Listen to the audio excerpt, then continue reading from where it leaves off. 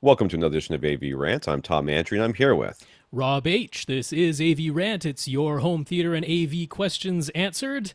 Talk about cutting it down to the wire. Just getting the topic list done like hour before we're going to record here. But I'm busy all day tomorrow, so there was no way I was going to postpone tonight. Yeah. But it's here. We got lots of questions. We got lots of multi-part questions. So Yeah, I noticed that. all prepared. Very excited. Sort of. Answer some questions. Oh yeah. Do the question thing. Answering questions.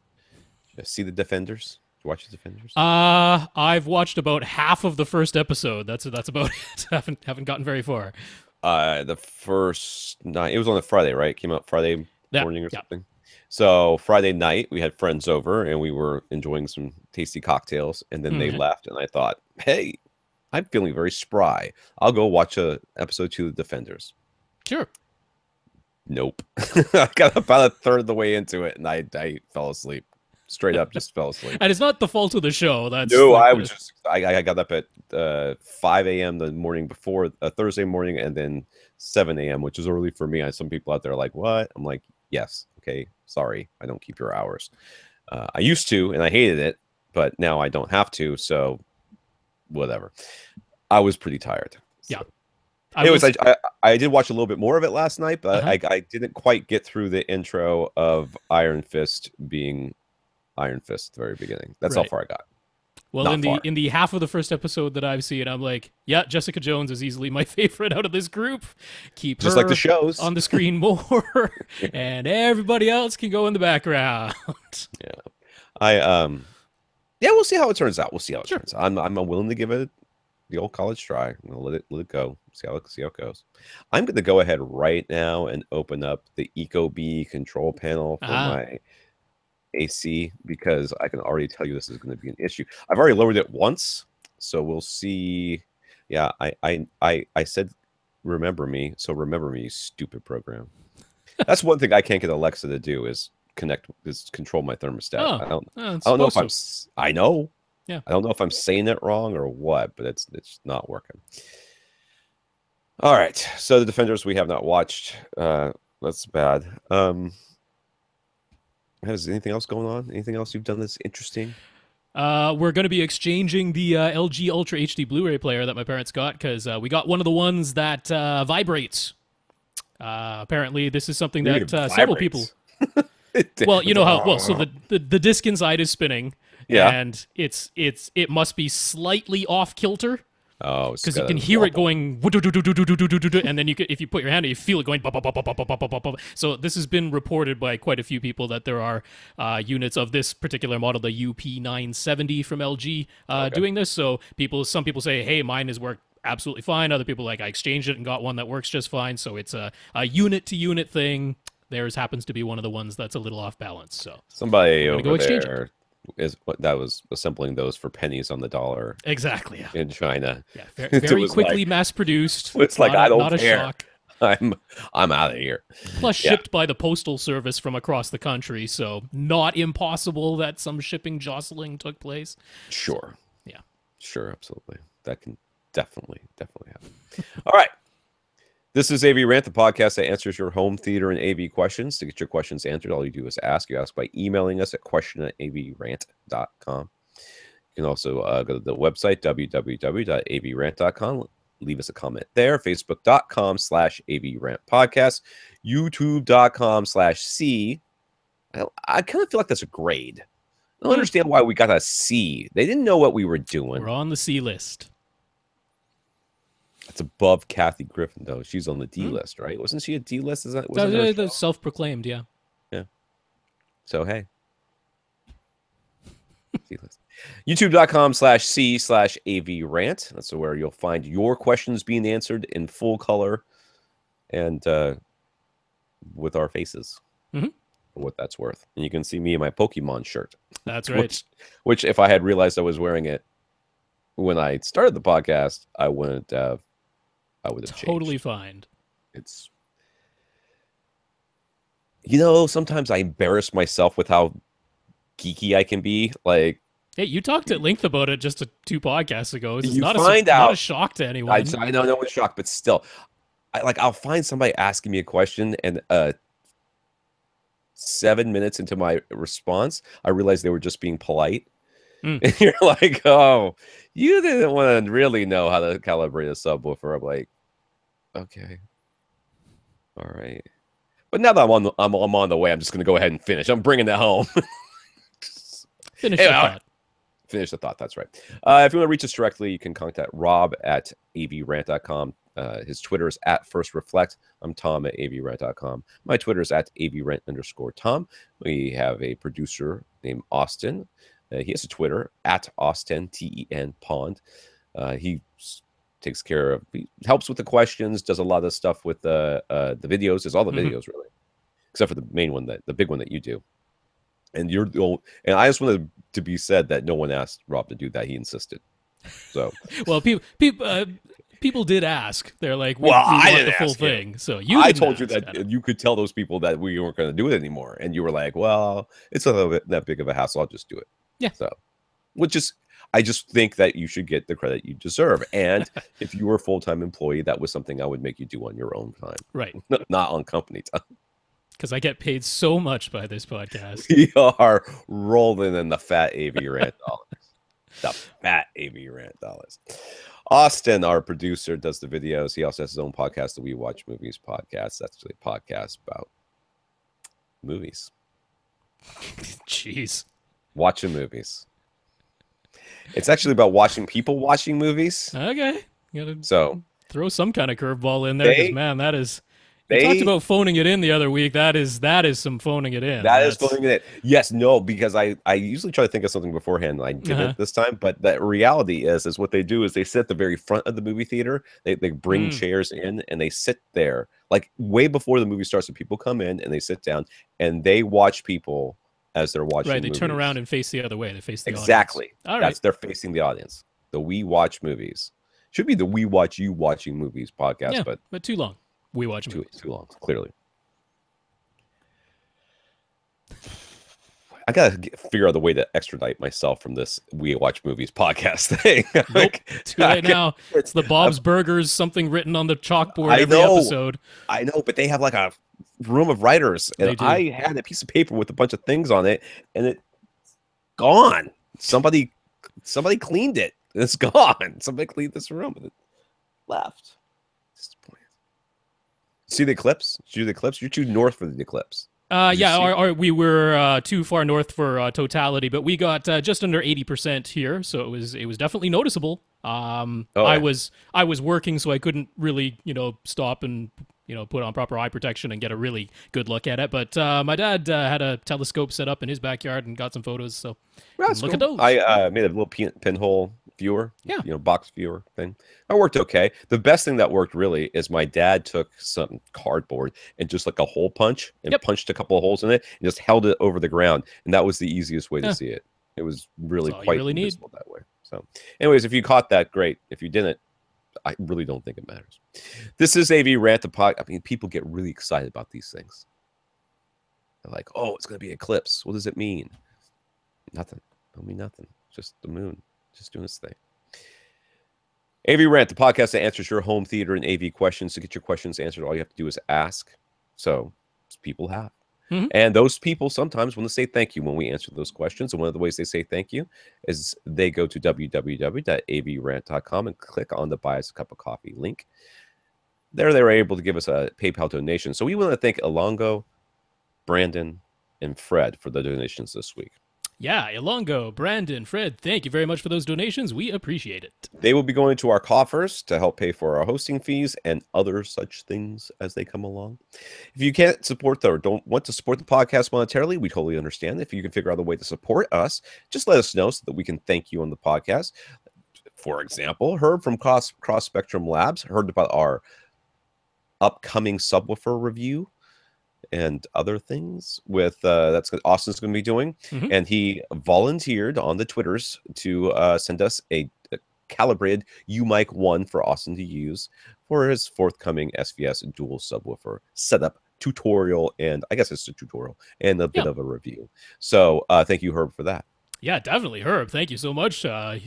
Hugely generous and very much appreciated. That's going to go to good use. Very much. Jason ordered a Yamaha Avantage RXA 760 receiver from Accessories for Less for his parents. Excuse me, and he let them know that he let Accessories for Less know that it was because of us recommending them that he did that. So thank you, congrats Jason. on that purchase. I think your parents will enjoy that very much. And lastly, Byron bought a calibrated U-Mic 1 and a mini DSP from Cross Spectrum Labs, and he let Herb know that it was because of us talking about it all the time. So thank you, Byron, and thank you very much for your timeliness, because that worked out pretty well for us. Yeah, thanks, Byron. Congrats on those purchases. And hey, that offsets the lovely donation from Herb a little bit. So around and round it goes. Very nice. Around it goes. It's paying it forward or sideways. We're paying it. We're actually not paying it. We're giving. We're giving type of people. We're giving you information, and I suggest we speed through the news and comments because we have so many questions coming up. Let's do it. The TLC P series 4K HDR Dolby Vision full array local dimming Roku TVs, that rolls off the tongue, that garnered so much praise for its excellent performance at a very affordable price, will remain exclusively a 55-inch model. TLC had previously said that they would launch 50 and 65-inch versions, but now they have canceled those plans, probably because some suppliers said we're not going to give them to you because you're undercutting us. Yeah, it was a bit of a shame because definitely looking forward to the 65-inch model that they said was going to come out for $1,000, which would have undercut Vizio. And I mean, they got 72 zones of local dimming in the 55-inch P series from TCL. So yeah, across the board, it's been very well praised. If 55 inches is what you want, still a great choice, but unfortunately won't be coming in any other sizes this year. Yeah, Apple has set aside a budget of $1 billion to create its own original TV shows. They're all going to feature dongles very prominently. Most likely.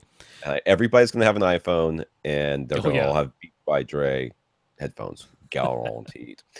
Back in June, they signed agreements with some former Sony Pictures television executives to head up the new division. For comparison, Netflix is expected to spend $6 billion on their original content this year. So, you know.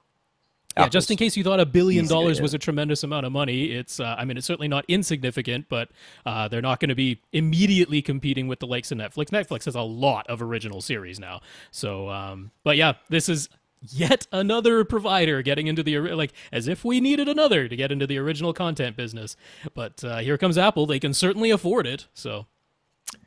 I remember on this podcast when Netflix announced the streaming thing, and I looked into it and talked about it on the podcast, and people were talking about whether or not they'll ever be able to do 1080p, and you know how all their content was crap. It was just all, you know, really old movies that nobody wanted to see at all, and all of that. And I mean, I was dubious. I'll be honest with you. I remember saying on this podcast, you can probably find it if you really look, that I was dubious that this was really going to ever go anywhere. But you got to look at Netflix as going, they really knew what they were doing. Yeah. You know, it isn't clear, though, if Apple is going to make these series like you purchase each series or each episode individually as you do currently with their service, or whether they're going to set up some kind of subscription thing. I mean, their music subscription service doesn't seem like it's completely taken off. I mean, it's not doing bad, but it's not doing fantastic either. So it'll be interesting to see what Apple does. But I really feel like, knowing Apple, they're going to want to sell episode to episode through iTunes. I feel like they're going to do that. We'll see what happens. But good on Netflix for still being my favorite as of right now, mostly because the Amazon Prime interface is still hot garbage. Lee, these are comments here. Lee says plastic window tint aren't just for cars and LEDs. And LEDs, all right, whatever. Oh, LEDs, I remember now. Yeah. It works great on theater windows as well, and has much less aesthetic impact on a room than blackout curtains. He also says it's cheap if you have the skill to apply it to the window yourself. I never really thought of such a thing, but sure, you can now, if you can put really dark window tint and then tint your home windows.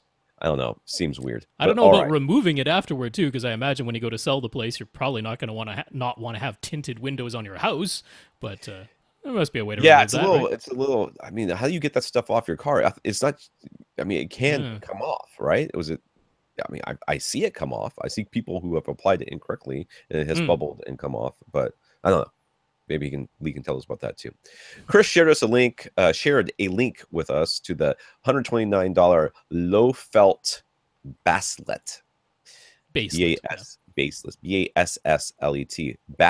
I call it because it seems more like a fish on your wrist than a Anyways, it's a tactile transducer that you wear on your wrist, just like a watch. It uses bone conduction to give you the sense that you're feeling deep bass throughout your body. It comes with a wireless transmitter that you plug into any headphone jack. That transmitter passes through the headphone jack signal to any pair of wired headphones, and it transmits the audio signal to the basslet or baselet on your wrist. This is super dumb. That's my review of that. It's super dumb. All right. Okay, there is no way that you are going to shake my wrist and my whole body is going to feel like I'm feeling bass. Yeah, quite a few people who got the early ones because it was like a Kickstarter project. Yeah. They're like, can you make it so the transmitter works with 2 of these so that I can put one on each wrist and feel a bit more balanced? So I'm like, okay. Well, if that's already the case, then I don't know, maybe you put one on each ankle as well. And... Yeah, really, the necklace, belt. The one review I saw of this that made it sound like it actually had a use was somebody who was editing audio and was using it to know when the bass was doing what the bass was supposed to do without having to have headphones on, basically, or something. Because all speakers coming out of your laptop or whatever, they're not going to really be able to give you that low bass. But this thing will at least tell you that there is supposed to be bass. Right, like, oh yeah, I can feel the you bass. Can at least detect it. Yeah. Anyways, it's super dumb. Michael wanted to share an online ABX audio test to help listeners determine whether they can detect a difference between lossy and lossless audio tracks. We'll have that link up at our website, www.avrant.com. I'm a big fan of blind testing, blind comparison. We did. Well, this is a different one. It's just another place where you can go and try it out. But the website looks different. I thought it was just a different website, but it was the same test. It's a different test. You're saying. Chances are, if you're being honest, it's not going to be much better than a coin flip. Byron just wanted to share his latest upgrades. As mentioned, he ordered his U-Mic 1 and Mini DSP from Cross Spectrum Labs. He also pounced on the Denon AVR X4300H from Accessories for Less to replace his beloved X4000. I'm thinking of doing the same. Believe me, I got the itch. The X4300H is down to $700 at Accessories for Less. That is crazy. I'm just telling you, my wife is going to straight up kill me if I order a receiver. But it's not even funny. I can't imagine it getting much less expensive for a receiver that can do 11 speakers. That's crazy. So now that he's got a X4300, it's time for Atmos. He bought 4 Prime SVS Prime elevation speakers to create a 5.2.4 system. However, he's done a ton of experimentation with the positioning of his dual PC2000 subs, and while the bass has been tactile and excellent in several of the different setups, he still had the slight sense of directionality.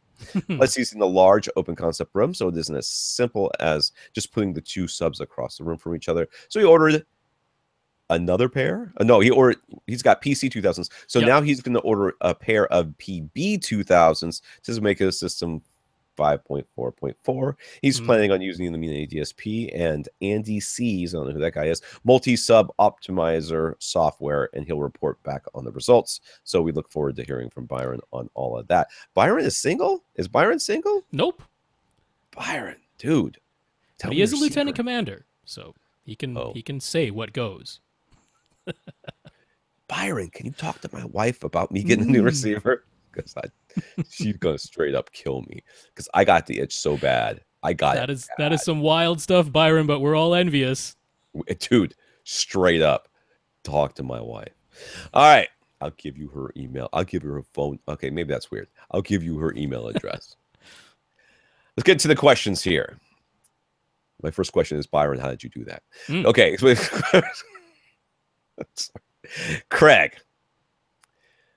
Craig would Craig would like to answer some questions that we had from him for 2 weeks ago. So I guess he sent a question. We don't know what they're talking about because we don't know this. So he's going to tell us stuff. And he sent pictures. So you'll be seeing those on the YouTube channel. If you haven't, we will tell you a little bit about them as we go through them. His room is 18 by 24 by 8 with an opening to his hallway. So it seems as though, from our previous advice, they should opt for dual ported subwoofers rather than SB2000s. Is that correct? We're looking at his pictures here. Yep. So it's, the back is open to the kitchen area, and I guess what would be the dining area, although it doesn't really look like it's set up to be a dining area at the moment. But, open to a hallway next to the kitchen. There are doors at the end of the hallway that he can close, but, he's dealing with a fair amount of cubic footage more than the 3,000 or 3,500 cubic feet that the Right. SB 2000 could pressurize on its own. So yes, I would definitely say go for some PC or PB 2000 subs. Those should be sufficient for that In your space. room, I would probably recommend PC 2000s Yep, yep, because yep. it doesn't look like it looks like floor space is going to be at a premium, and dude, that PP 2000 is big. Hmm. We're going to hear about that from Byron in a couple of weeks. So we're definitely going to hear about it from Byron's wife. All right. So yeah, you're going to want the PC 2000. So regarding his ADSL 710 speakers, and these were older speakers, if I remember Yep, correctly, or 30 something years like old. that. Yep. And he was trying to figure out whether he was going to buy Polks or something. Is that right? I No, feel no, he like. was going to buy either SVS or Aperion, Oh, but he was thinking he might get these repaired. So you were asking, how do you know they need repairs? That okay. was, Well, that sounds like something I would say. yeah. One tweeter is not producing any sound. Well, that would be broken. So he found a repair person who is familiar with ADS speakers, and who he suggested updating the crossover with new capacitors. Craig himself does not know if the crossovers actually have any problems. Regardless, the cost to repair the speakers would be quite a bit less than the $2,000 he's considering on spending on new front towers. Yeah, I mean, this guy's going to have to tell me something that makes me think that there's something wrong with the crossover. Like, is there rust? I mean, Right, is yeah. it, Well, you it's know what pure. I I mean? mean, capacitors do wear down in their ability to recharge and discharge, just like any cell Yeah, does he's over sitting time. So I awfully assume he's close to just looking stuff, at the though. age and going, "Oh, you could probably use a replacement." But it doesn't mean you need them necessarily. But it's kind of hard to tell. Yeah, I would just say, dude, just swap it. And if you're gonna swap out one tweeter, you should try to swap them Mm. both out. That's basically what if any. I think they did the same thing. RBH did the same thing when somebody had a tweeter blow. They sent out two tweeters Yep. so they could because then they knew the two tweeters were both from the same batch and they would have the same, well, more similar sound. So if you're going to switch out one, try to switch them both out, and if you can, and from similar batches or the same batch if you can. So if you want to get it fixed, I mean, if you love these speakers for 30 years, who am I to tell you to get something new? The Infinity subwoofer that produces a lot of port chuffing that he was talking about that we Hmm. said that he should get rid of, he's nixed it. It's gone. It's dead. It's the end of that.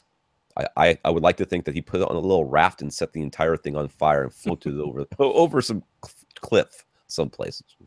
So anyways, he really likes the look and the driver layout of the Aperion Veris 2 Grand speakers. So he's going to take our advice and audition them along with the SVS Ultra Series speakers. He didn't exactly love the SVS satellites right away. He thought they sounded tight in the bass at first, but after many hours of listening, he likes their sound now. Maybe the speakers need to break in, he thought. Or maybe he was the one that got used to them. And the reality is it's the latter.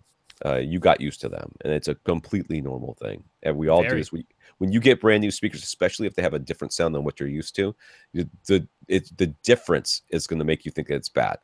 It's just different. Right, because it's just different. Yeah. That also makes me suspect that those older speakers, I mean, they might have been excellent in their day 30 years ago. Makes me think maybe they got a little bit of flabby bass to them, if that's what you've been used to.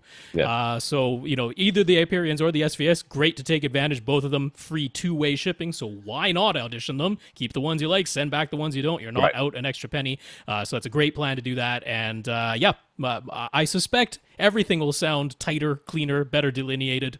That's what I would expect from both of them. Right. Oh, you're gonna, and this happens a lot too. People are like, "Oh, you had these, these Sherwin Vegas speakers that my dad gave me, and now I got these new speakers that cost a lot of money, but they don't have any bass." Yeah, Right. yeah, that's not really the case. They don't have a boosted bass and accentuate. Or bass that's hanging around far too long. Right. He says if all that makes sense and sounds good to us, he's going to proceed with getting the dual ported SVS subs and auditioning both the SVS Ultra and the Aperion Veris Grand speakers. I approve of that plan. I approve. Yes, we're good. Okay, but he still has more questions. These are these were the pre-question questions. Answers to our questions. Which actually pose more questions. So, okay. He doesn't have any acoustic treatments. Double curtains over his sliding glass door and a throw rug are the closest he's come to adding extra absorption.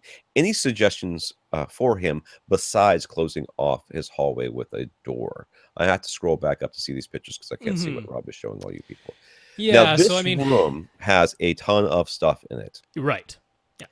So, yeah, you have limited places to put said room treatments if you wanted to do them. I mean, the good news is, even though most of these surfaces in his room don't necessarily look absorptive, They since you are have a lot of stuff, you are scattering the sound. right. It's very You're not, diffuse. yeah, you're not getting like hard, straight, flat, uninterrupted surfaces that are just giving you straight reflections. You're going to be diffusing the sound in your room. So that's good news. That is good news. The ceiling looks bare. If you wanted to, you could treat the ceiling, but that's No always one does that. a No thing one and a does half to actually put stuff up on your ceiling. But I mean, that's available to you. This is a real room. This is not a home theater. Yeah. This is a real room. Yeah. No one's putting stuff on their ceiling. There's like one little space back there. I have to scroll back up again. One little space to the right of what looks like a cabinet and a cardboard box. It has a piece of art on it right now, some sort of sculpture looking thing. There is also next to the sliding glass door on either side, you could put something. If there is a corner that you could load up with some base trapping, that would be okay too. But the other thing I'm going to suggest here too, just is that an island or is it a counter? Does he have a seated counter? It's not, right? It's just an island. Yeah, I think it's sort of like an island that looks like maybe it's extended into the rest of the kitchen. Yeah. It's a little bit hard to tell, but yeah. You might be able to put like some thin panels on that. Like on the underside, the on the other lower, side, yeah, the lower portion. Side. Yeah, I mean, truthfully, this room concerns me less than some other rooms because, like I say, at least the sound is being diffused in here. It's being scattered. So chances are you don't have horrible, strong first reflections that are going to be competing with the direct sound. What we're really trying to get is direct sound that is clearly louder than the reflected sound, and scattering the sound achieves that to a fair degree as well. So yeah, I wouldn't overly worry about it. Honestly, the thing that bothers me most in here is the floor being tile. That you say a rug though. Yeah, he's got a rug in the front, so at least that's something. Yeah, I mean, you kind of really only have space in the sort of the upper corners, like the upper edges. Yeah, that's really. I mean, you could. There are like Gick offers what they call soffit traps. Right. That make it look like you have a soffit, except it's just a bunch of absorption. So, your corners, your top edges, if you want to replace the art on the back there with, say, a printed panel, by the front right speaker, you could put something to the side of that. I think it looks like a light switch or something over there, so that might be difficult. But I agree with Rob. I think that there's so much stuff in here, and that I don't see that it's going to be much. This is a case where you might add some absorption and really not notice a big difference. Yeah, I agree with that. Yeah, I agree with that. I have to scroll back down now. He says, from reading the specs and graphs, it appears as though sealed subwoofers can reach a bit lower than the ported versions. He's strongly leaning towards the PC2000 for the size and based on recommendations. He just wants to be sure he isn't giving up extension to do so. I don't know where you're reading that, but it's when you're looking at the frequency response graphs, and it's a more gentle roll off at the bottom of a sealed sub, which is generally the case. But the key question here is at what output level? Right. So what's happening is the PC2000 can play significantly louder than the sealed version. It's just that when it reaches its lower limit, then it drops off very steeply below that. So it gets down to around 18 hertz and then drops off very steeply. Whereas the SB2000 plays, down to around 35-ish hertz and then starts to roll off gently, but it can never get as loud in that range between 18 all the way up to 200 hertz as the PC2000 can. And that's what counts, all right? You can't hear below 20 hertz. You can't hear it. So as long as you can get down to 20 hertz and you're getting higher output from 20 hertz up to 200 hertz, that matters far more than having that more gentle roll-off, but at a much lower output level. And generally speaking, ported subs, I mean, if you're going to make a rule about it, which I don't do, but if you were going to make a rule, ported subs will tend to play lower than sealed subs, all things being equal, especially if you're talking about the same amplifier size and everything else. At a given output level. At a given output level. So, you're not going to be giving up extension. Nope. So, even with the little SB1000 he has right now, he has a picture that rattles. That's fun at first, but he needs suggestions to help stop the noise. Blue tack is a popular one. Any sort of putty sort of thing that you could put on stuff. I often buy rubber plumber's tape. Yep. It comes in the big roll. It's like in the box, and then it has a sticky side that has a coating, a backing on it. You peel the backing off, and what I do is I just cut. It lines, like there's like pieces of it lining all the door frames in this room, because my doors were rattling every time the subs were hitting. I can't remember what else it's lining in here, but I did have to do it to some light fixtures and behind some pictures in my Jackson Fellow house. So that's what I use. I like that one because it's just easy to apply. Yep. But the blue tack is perfectly fine too. Yeah, there's also, they sometimes call it museum putty, but Right. it's the same idea. You just need something kind of squishy and sticky, and that'll take care of that. Yeah. So we notice that some of the SVS cylinder models use upward firing ports, while the PC2000 has a rear firing port. Do we have a preference for one design or the other? And does a rear firing port create any concerns regarding boundary interaction? Okay, so the older SVS cylinder subs have the upward firing ones with the grate on top, and the newer SVS cylinder subs have a wood top. Is it wood? I think, right? Yeah. Yeah. And then a rear firing port. I prefer that one because I am constantly in terror that my children are going, or my wife is going to put a drink on top of my subwoofer and explode. You know, or a plant or whatever. And my brother lived in here forever. My autistic brother did when my parents were staying with us, and it was he put all sorts of stuff up there. So as far as I know, nothing has been damaged, but it terrifies me to have to open up that sub someday and go, oh, look at that. There's, Cheez-Its. I mean, performance-wise, it really doesn't make a difference. If you're placing the sub so close to the wall that you're going to have, like, the port would be butted right up against the wall, rotate the sub. And all of a sudden, that rear-facing port is no longer rear-facing into the wall. It's still round. So yeah, it's perfectly round. So you just rotate it. So yeah, performance-wise, there's really no difference to be concerned about. No, I wouldn't worry about it. Let's move on. Jay. First up, Jay says he discovered us on YouTube and appreciates how we explain things. He lives in Canada, and SVS subwoofers are a lot more expensive with the current exchange rate, shipping, and taxes. But he bit the bullet because we talked about them so very much. Like, guys, there'll be more coming too. Yeah, get used to it, buddy. This is the right podcast for it. Hey, if anybody out there, I'm dead honest with you. Anybody out there wants to build enough subs that are value for performance leaders like SVS has, I'll be happy to recommend them, because we do. Well, we do. We recommend Power Sound Audio and HSU and Rhythmic, and we do, and we recommend all these people, but we tend to recommend them for specific situations, like Power Sound Audio. I've got a McMansion, and I need to fill it with bass so that all the windows rattle. All right, Power Sound. That's your go-to. Right there. I need. Remember the STF from HSU was like, I need a sub that's under $500. There is like one choice. It's too bad that's gone. I missed that sub. It is too bad that's gone. So we do recommend other ones, but we talk about SVS so much because unfortunately we have to.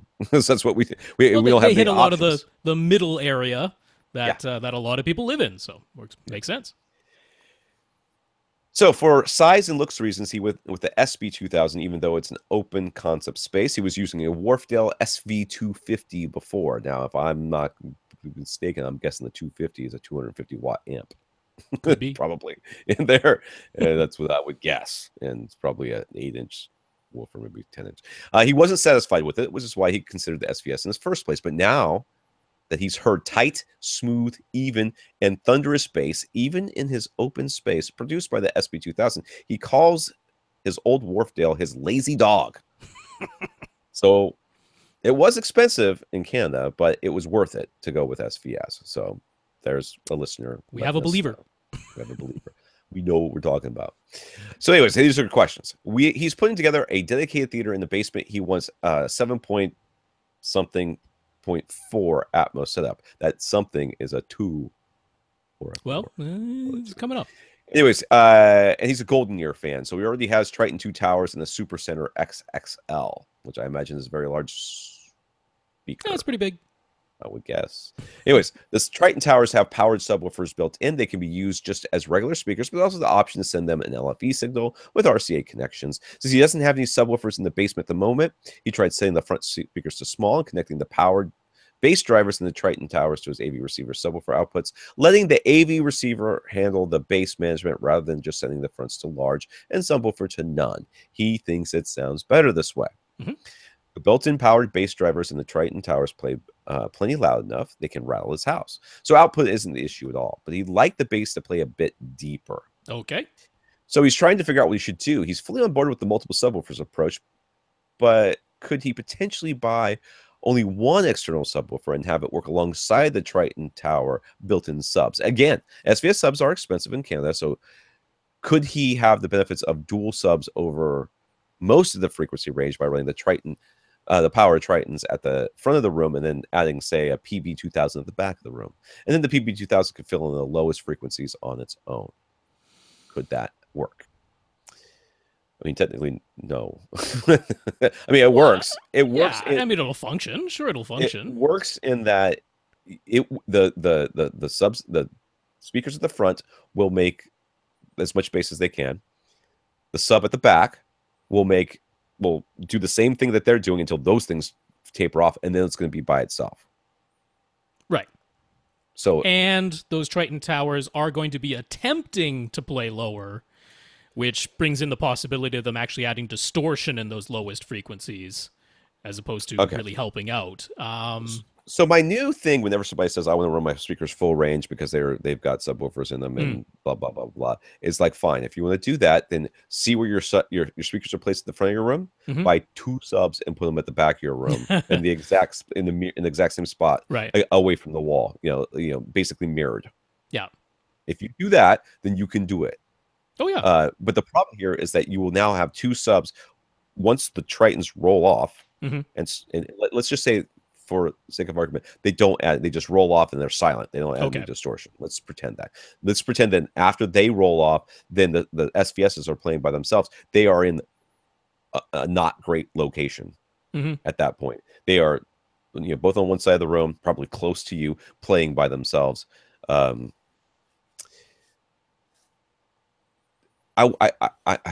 know that, and I just think you should run your speakers as full range. Well, still set them as small. A speaker. Just run them as a speaker. Not as a speaker and a subwoofer. As a speaker, when I said full range, that's what I meant.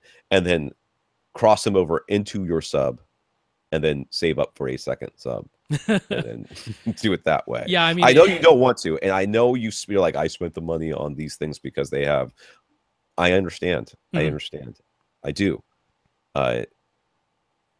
There's no way to make them extend deeper than they do. So, for that entire range below where they roll off, you are at 1 sub, and that's just the way it is. And that's the best possible, scenario is that they roll off and they're quiet. The worst is that they roll off, but they keep trying anyways. Yeah. They can't play. So they just, and then you're adding actual noise to your room. To avoid that, so let's just say, look, he can only buy 1 sub right now. That's all he can afford, which we totally understand. So you go ahead and you buy the 1 sub. Yeah. What you could do is you can think of this as 3 subwoofers. 2 of them happen to not be able to play quite as low as the last one. So you could use that multi-sub optimization software. You'd have to have a measurement mic. You'd have to have a mini DSP. But it will optimize it to the best of the abilities of the 3 subs that you have. Right. Will that mean perfectly uniform bass in the lowest parts where the Tritons can't reach? Not necessarily, because you're really dealing with only 1 sub there. But you should be able to get pretty good frequency response at your primary seat, which is likely the only one that you really care about. The other people who are listening in your theater probably don't care as much as you do. So, I mean, you can make the best of it. Yeah, but you see, what you're describing is spending money on a mic, spending a lot of time doing all this calibration, just to be able to use the lower end. The last, let's be generous and say they go down to 35. I don't know if they do. Let's say they go down to 35. So we would roll them off at 80 anyways. Let's pretend we would. Maybe you could roll them off even lower, but we'll roll them off at 80 anyways. So we're talking about 45 hertz, basically, right? Am I right? It's just that you can get, like, let's just say you bought one sub, you took the Triton towers and you just set them to small with an 80 hertz crossover, and that's all you did to them. Yeah. And now you just have a straight up 7.1.4 setup, right? Like, if that's what you did, you could, if you did the whole multi-sub optimization software with the mini DSP controlling the powered drivers in your Tritons as two other subs, you could improve upon that. You could, because I mean, a lot of the base is 35 hertz and up. That's the majority of the base. My point here, though, is in the end, you're going to end up with one seat that's pretty good, and the rest of them are probably not going to be nearly as good. Like, they're going to be better than just a lone sub all by itself. Yeah, but not quite as good as just getting two subs that can play all cross these speakers over at 80 hertz or whatever you decide to cross them over as. Run them as a speaker. Don't worry about the subwoofer part of it. Buy a subwoofer. Run it as a lone sub. Make your seat sound good. And then save up for a second sub. I mean, I'm agreeing with the save up for a second sub regardless as well. I'm just saying if you wanted, but that's spending extra money on stuff that you might not end up needing once you have the two subs. So it's it's a trade-off. Not mine. Yeah, you're almost certainly not going to need it. But if you're going to do it, make sure you buy the mic from Cross Spectrum. Labs. That's right. Anyways, he's come across a couple of reviews that claim that there are slightly audible differences between the PB2000 and the PC2000. He says they are different designs. But is there truly no difference at all? Are these reviewers correct or making stuff up? I think they're making stuff up. Not on purpose, but I would be surprised. If anything's making a difference, it's the fact that the PC2000 comes with the isolation feat and the PB2000 doesn't. That could be that I would believe. That I would believe. There is, I mean, if we had on SVS again on this podcast, which we have 3 times now, 2 times, 3 times, 3, they're going to tell you that they sound the same. Yeah, that's what they're going to say. These are the people that make it. I mean, the reviewers are going to tell you something different because they get paid to write down words, and the words they sound the same are not as exciting as I spent 30 hours listening. It's like how so many reviewers will swear up and down that they can tell a difference between AV receiver brands, right? We're going to get to that question in a little bit too. That's on my hit list of things I want to talk about. That's just because if they don't say that, then there's going to be the weirdo readers who are like, well, if you can't tell a difference, you're not a very good reviewer. It's like, they're just an honest reviewer when they reveal that they can't tell a difference. You can't tell a difference. Creamed because Death Cab for Cutie CD, SACD. It was like 2-sided, right? Yeah. And I said they sounded exactly the same. Like, well, if you can't hear the difference between the two, what kind of reviewer are you? I'm the kind of reviewer who realizes sometimes they just take the regular version and they upmix it to SACD, and it does absolutely no difference sonically. That's the kind of reviewer I am. But you knock yourself out there, Cole. But the things that are real, so like I say, the main thing I would guess, the PC2000 does come with the isolation feet, the squishy feet on the bottom. PB2000 doesn't. So it could be that, or it could be if they're just putting it as far into a corner as it can physically go, the box is way bigger. Does it get quite as far into the corner? And the PC is fitting more snugly into the corner with the driver facing down, so it's physically closer to the boundary. So it could be a positioning thing within the room. That could make an audible difference, absolutely. But the subs themselves, when you see the semi-anechoic, the ground plane measurements, it's like they're essentially identical. So it's Jay says he had to stop listening to AV Rant for a while because listening to us resulted in him buying too much stuff. You and Byron have similar problems, apparently. It's all AV Rant's fault that he ended up with a Sen Sierra Towers. That's actually your fault. Horizon Center, again, your fault. HTM 200 SE Surround, your fault. And dual HSU VTF3 Mark V subwoofers, your fault. And a Denon AVR X6200W and GIC acoustic bass traps. Those last two I will take at least partial credit for. The rest of it is all you, Haas.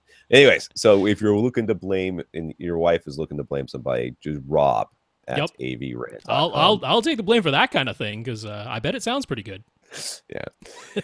Anyways, he's back now because he wants Atmos. Apparently, his Yeah. bank account has replenished. He's done some grinding at the job. The design committee, he does have a wife, has vetoed speakers on the ceiling, so he's strongly considering SVS Prime elevation speakers mounted high on the side and front walls. I'll be honest with you, I would talk to the design committee about in-ceiling speakers. So, I mean, you got in-ceiling lights. They wouldn't. Yeah. So in-ceiling speakers wouldn't be that big of a deal. He's saying speakers on the ceiling. So he's not thinking of installing speakers. Maybe given the angle of the front of the room here, I'm guessing it's close. There maybe the roof is like right there. Could be. Installing speakers might be problematic, expensive, or impossible. So could be the if case. That's the case, then I understand where you're coming from here. All right. So we've got some pictures here, and he's drawn out things that I can't read. Since hopefully you are showing pictures, you aren't showing me because I've been sitting on my foot for about 45 minutes now, and I can no longer feel it. All right. Let's look at these pictures here, and we can see it's a very nice room. I want to say that I want to scan. I use a barcode scanner on your drapes to see if it will show up as a price, because they are very straight. Very white, low couch, love it. Those are the songs. Those aren't Ascends. Are those Ascend speakers right there? The ones at the front? Yeah. Yep, those are the Sierras in the the natural bamboo finish. That's the natural bamboo threw me off. I did not realize that that's what they look like. All right. So he asks, will the Prime elevation speakers be a good sonic match for Ascend speakers? Are they a good choice for both height positions? They will sound just fine. Yeah, I will say yes. For Atmos positions, I mean, okay, if you were hypercritical and you used them as your fronts and you were super A-B comparing them, would they sound identical? Probably not. No. But they're both very neutral speakers, and for the Atmos positions, they're more than good enough. Yeah. I agree. I'm still scanning the pictures. So he's getting new seats, and he's going to position them a couple feet close to the screen. If he mounts elevation speakers more or less where his wall-mounted surround speakers are now, just a little higher, that will put them roughly 4 feet behind his new seated position. Should he call them top middles or top rears? I gotta look. If they're 4 feet behind you, go ahead and call them top rears. Yeah, isn't that what because they're out to the side. Yeah. Yep. Top rears. Yeah. I mean, the good news is it's not going to make that much of a difference, and it's a settings change. It's not something that you can't possibly recover from if you want to try them both out. Yeah, it's not like once you save your changes, the receiver says, "Are you sure?" Because you never can change it again. Right. Yeah. but if they're 4 feet behind you, they're no longer top middles. They're top definitely rears not top middles. Yeah. So his front height speakers can be the same distance apart as the front left and right speakers, but the top rears will have to be on the side walls and farther apart. Is this a big deal? No. That's not optimal based on what they're saying, but who cares? I mean, it's what you got. So yeah, and I mean they're up high, they're in front of you and behind you. Like, you want them to be okay. Is it 100% exactly where you would put them? Maybe not, but it's not a big deal. It's absolutely nothing to be overly concerned about. Yeah. So he wants to lower the current surround speakers and put them on stands instead of them being wall mounted. Do we have any suggestions for good speaker stands roughly 36 inches tall that will fit the Ascend HTM 200 SEs? Now, before we even suggest stands, because I will, but before we do that, he has this half-height wall. I was just thinking the same thing. Why doesn't he just mount it to that? Or just put the speakers on the half-height wall. Like, just sit them there. Maybe she does. Maybe it is. Oh, I'm scrolling down. I'm looking at the wrong house now. Hold on. Let's go back up. But I looked at that thing because if he's pulling these things out, you could sit them there. He maybe doesn't want to sit them there. I'm okay with that. There. But yeah, I mean, I'm just saying you could, and then you don't have to buy any side because it looks like it's already the perfect height. Yeah. So they could just sit there on some mouse pads. We gotta start selling mouse pads. The AV Rant mouse pads has gotta be a thing. If I had more time in my day and fewer children in my life, I would make that happen. I would also make the Patreon thing happen, which I haven't done. Yeah, I could see that. If you really don't want to put them there, I mean, you could mount them. I think he wants to put them directly to the side of his couches. Yeah, I think that's what he wants. Yeah. So I mean, for speakers like this, I'm always just going to recommend Sanus. Santa's is just solid, man. Yeah. I love their stands. That's what I'm actually a Santa stand is holding this computer in front of me right now. Yeah, they have their SF34s, which are 34 inches high, but that's fine. The plate on them is like the ideal size to hold the HTM 200s. It's almost the exact same dimensions. So yeah, Santa's SF34s would 100% get the job done. If you really need stands, if for some reason you can't just sit them on that half-height wall at the back. I wish I would understand too. That's fine. All right, Brad. Brad and his wife recently moved into a new house. He's setting up their TV and 5.1 surround sound in their living room, which is 18 feet long, 13 feet wide, and 16 to 18 feet high, with permanent openings to the upstairs, downstairs, and dining room. Yeah. Okay. So we've got some pictures here, and he is definitely setting some stuff up. Oh yeah, things are under construction in that, but we can see there's permanent openings, top and bottom. It's this big vaulted ceiling in this space. So yeah, as far as cubic feet are concerned, it's infinity cubic feet. Infinity cubic. It's big. It's not as big as a window Chris's at the house. back of the room. He's going to have his seats in front of that window. That's the idea. Okay. So what? Oh, I see it. His seat's going to be in front of that window? Seats in front of that window facing the wall that currently has a loose door leaning against it. That's where the TV is going to be hanging. I think there's more than one loose door that I see. Hold on. I definitely see two loose doors. Well, there's sort of only a front and a back view when we're not looking upwards at the ceiling. Okay. So. All right. I see the one you're talking about. Yep. All right. He's using ELAC speakers in the Denon AVR X4300H receiver with the seating roughly 15 feet from the TV. Where he feels he's lacking is in the subwoofer department. He was using an energy sub in their previous home, but it seems the time has come to upgrade. Well, or you could try to use the energy sub in this room and it will die, and then you could upgrade. His budget is 800 bones, and one subwoofer is the only allowable option. More than one has been vetoed. So what do we recommend? I recommend you get some more money to spend because it's a big room. That's unfortunate. So, well, I wanted to mention on here. So, I mean, when we're talking about the subs that we tend to recommend for any size space, we're talking about pressurization. And I think it's important to explain that pressurization is a thing that most people haven't even experienced. Because if you're just thinking about, oh, when the kick drum hits, I can feel it kick me in the chest. That's not pressurization. Yeah. Pressurization is when there's a really, really low, practically inaudible rumble that's going on, and it feels like the entire room is breathing for you, or your vision starts to blur, like for real, or your teeth start to hum. All right, you get nauseated. That's happened to me before, where it's rumbled me so hard that I was like, "Okay, turn it down, turn it down." So that's pressurization, and in a situation like this where your room is open to whole other sections of the house, if you were to pressurize the whole space, you would have to buy a gallon of blue tack to go around and just secure all your wine glasses. It wouldn't be pleasant, right? No. For anyone else in the house, they'd be like, don't ever play a movie while I'm here and I'm not watching it with you, because it's just unpleasant to be in here while this is going on. So this whole, pressurizing, I think if it's a dedicated theater, hey, we want the ability to do that. That's cool. But when it's the whole open space, it's not even really a desirable goal at that point. It would just be unlivable. So what you're looking for is a sub that can still give you a nice kick drum, definitely still extend down low enough on its own that you're going to be hearing all the way down to 20 hertz like you want to. So at this price range, I mean, the PC 2000 that we just talked about from SVS, it absolutely will not even come close to pressurizing this space. But the very nice thing about it is that it's extremely well protected. So turn it up as loud as sounds good in your theater room, and it won't break itself. It won't bottom out. It won't distort badly. It'll just, if it needs to play, if the signal is asking it to play even louder than it can, it'll just politely refuse to do so. And that's a very nice thing about it. And if you say, like he's saying, aesthetics are concerned, you can only have the one sub. The cylinder sub is a great choice because you can lie it on its side, and that means you could have it right behind your couch, and you'd never even see the thing.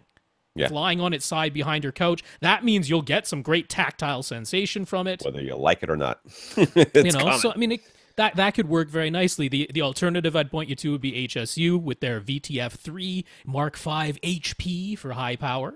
You're going to want to make a cardboard box of that, though. Yeah, that thing is a monster. Yeah, even though that one, the HSU can play louder than the PC 2000. It can. It's just output wise, it can play louder. It's still not going to come close to pressurizing this space.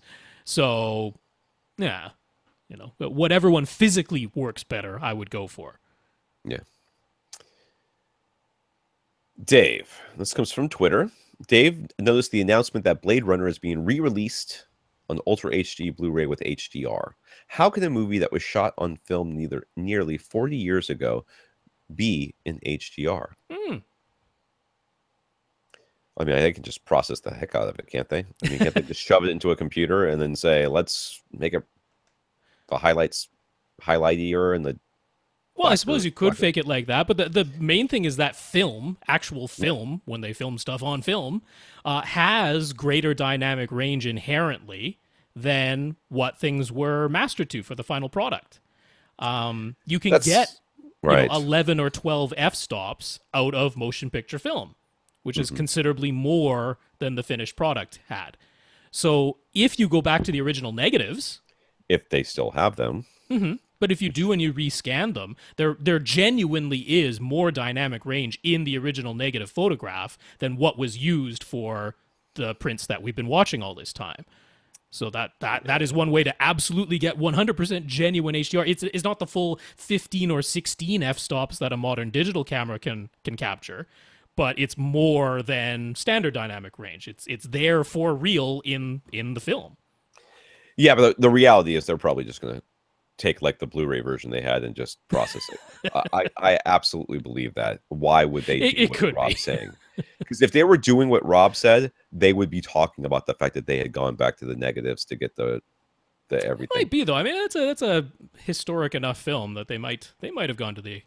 Dude, do you know how much extra money that costs versus just having some tech in a lab off in the corner? Make it HDR. Well, how am I supposed to do that? Figure it out. We pay you $18 an hour. Don't spend more than 5 hours. So I don't. Yeah, and right there lies a lot of the problem. It could be very worth it though. Like all the neon that's in that movie. That could be worth remastering. I have such a love-hate relationship with Blade Runner. I love that movie, but I hate watching it. It's so slow. It just drags. And the parts that are great and they're so intense and and so interesting. But then there's just...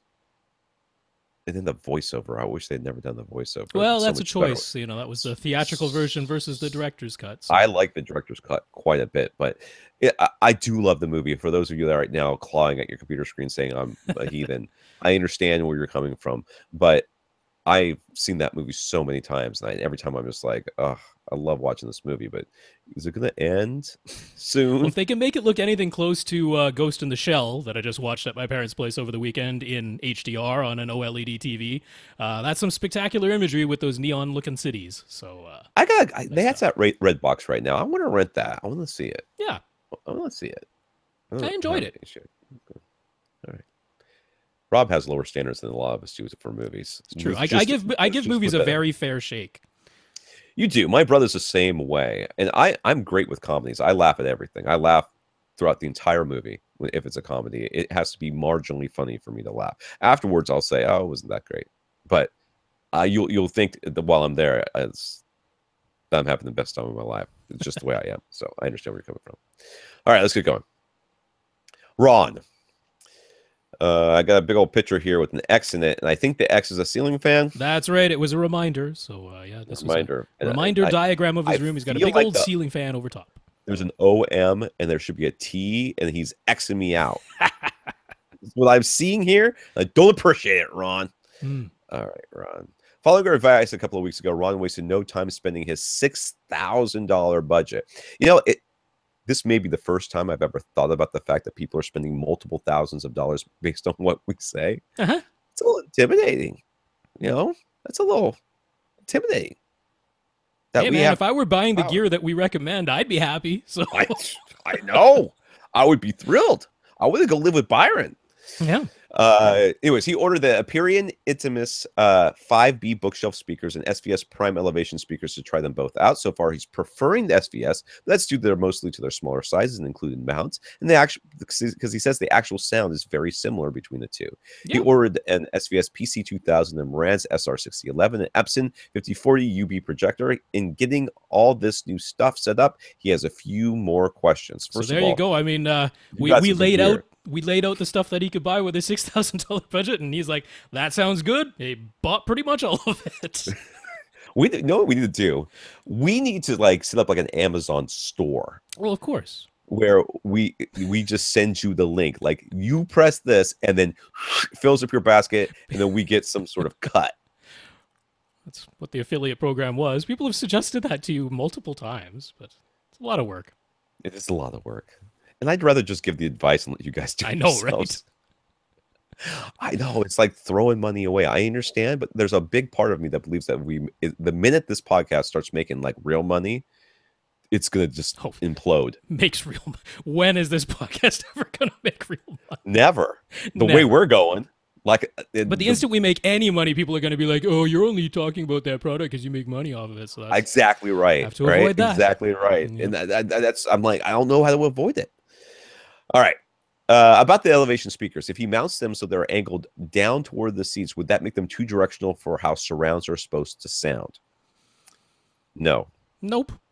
There we go. Answer that one. Yeah, so I mean, since he's talking about the surround speaker, so he had these two positions. He was thinking maybe he'd have surrounds and surround backs, but the surround backs weren't really where surround backs should be.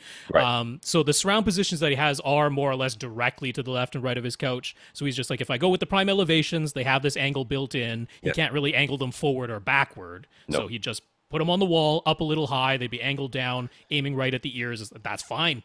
That's perfect. Look at any of the surrounds in an actual movie theater. They are angled down at the audience. That's what you want. Same thing. Just going to be fine. It's exactly perfect.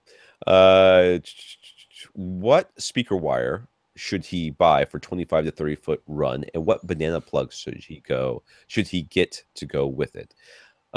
Now, remember, you're only putting the banana plugs on the receiver end. You're not putting them on the speaker ends because you won't be able to fit them because you're mounting them to the wall. Oh, right, yeah. I do want to address, so I did this. I don't overbuy banana plugs at all.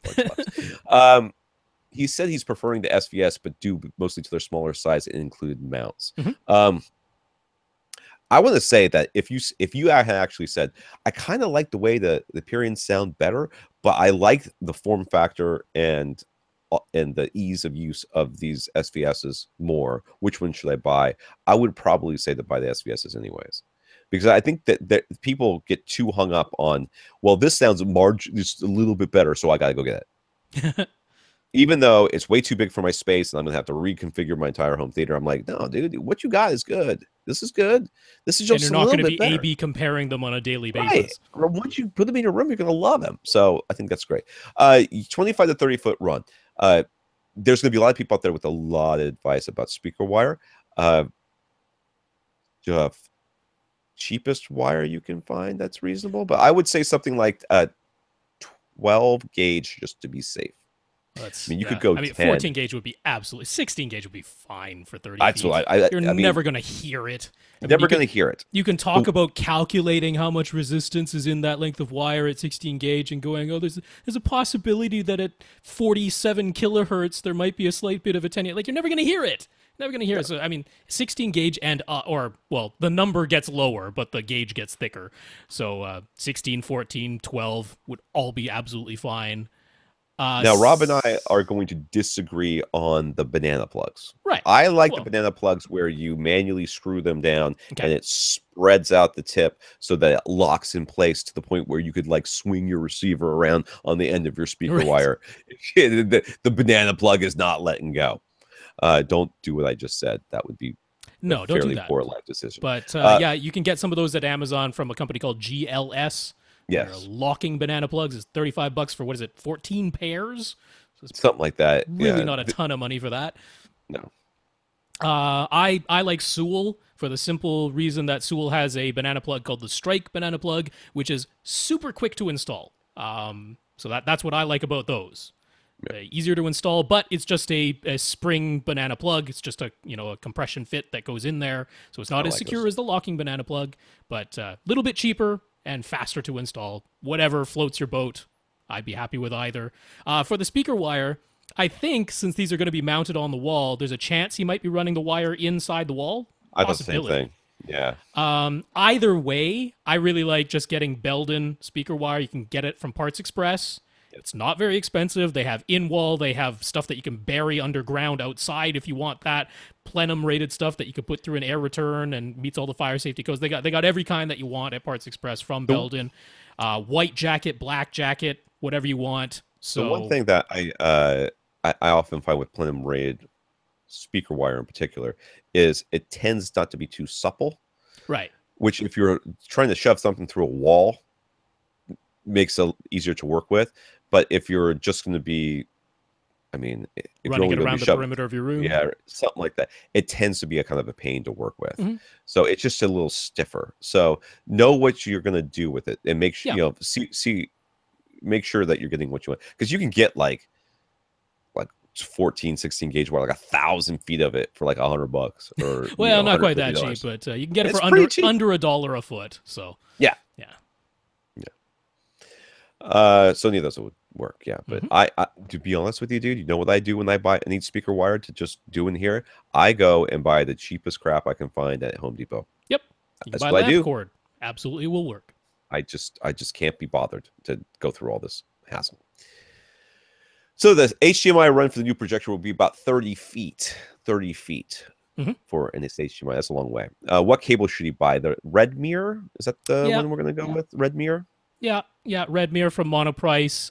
Again, if this is going to be installed above the ceiling, which I think it might, then you got to make sure that it's rated, right? So they have. He's already got. Am I thinking about a different dude? Oh yeah, I'm 2 dudes ago. Keep going. Yeah. So yeah, they got one. Their Cabernet Ultra active high-speed HDMI cable. The 30-foot length is $30. It's really not bad. But it's cheap. It's I spent CL2 so much more for mine. Oh, I know. I'm so bitter that we could get stuff like this now. I'm like, my HDMI cable is probably 15 feet and probably costs 3 times that. But it's CL2 in-wall rated, full 18 gigabits per second bandwidth, so checks all the boxes, and the price is certainly not offensive. So, yeah. Wait, what was I doing? Oh yeah, can we suggest a ceiling mount for his Epson 5040 UB projector? I cannot. Now, one thing was he said this ceiling fan that he has, so he's got this high ceiling, this 10-foot ceiling. Oh, right. He's got to go low. And the ceiling fan is hanging down 29 inches from that ceiling, he said. Right. So he needs a pole. So he needs something that can extend down at least 30 inches, I would say. Maybe a little bit more. So Visual Apex, which is a great place to buy projectors from, they sell a mount that they have commissioned themselves. So it's their branding. It's a Visual Apex mount. It's $59. So that's not too bad. Universal mount can hold, how much does it say? 40 pounds, I think. The 5040 UB is only 25 pounds. So totally fine there. But it comes with a 32, or it's adjustable, it extends, but up to 32-inch extension from the ceiling. It's perfect. It's perfect. Great price. Will fit your projector, hold it very securely, and has the extension tube that you need. So Visual Apex, their self-branded all-in-one universal ceiling mount for $59. There you go. As he said before, his room is not light controlled, but he and his wife have decided to try and improve that to give them more options for screen choices. Have you tried putting tint on your windows? Apparently that's a thing. I don't know. I think it's weird. Don't do that. Now, they're now leaning toward a white screen rather than gray. He ordered the projector first to test it out. His walls are taupe. Though, so he'll probably use a white sheet for the test. Is there anything else you can do to help him decide which color screen to get? Yes, you should get white. Just get white. Just get white. Don't worry about it too much. Don't worry about it too much. Get the white. I mean, really, all you need to do is don't turn the projector on. Turn off all the lights in your. Have the room the way it's gonna be while you're watching something. Yeah. Now, look at your wall. Even though the wall is taupe, doesn't really matter that much. Just look at the wall. How black is it? Because that's as black as ever gonna be. All right. Now, your perception when there's something bright there next to it. will make you believe that it's even blacker, but that is as black will be. Now, if that is really not even anything close to a dark gray, going for a gray screen isn't the worst idea in the world still. But if it's reasonably dark, if you go, this is the way I'm going to watch, the projector's not even on, I'm just looking at my wall, and that's pretty darn dark, then white screen is fine. Yeah, I got these people. I mean, I think there's quite a few people that have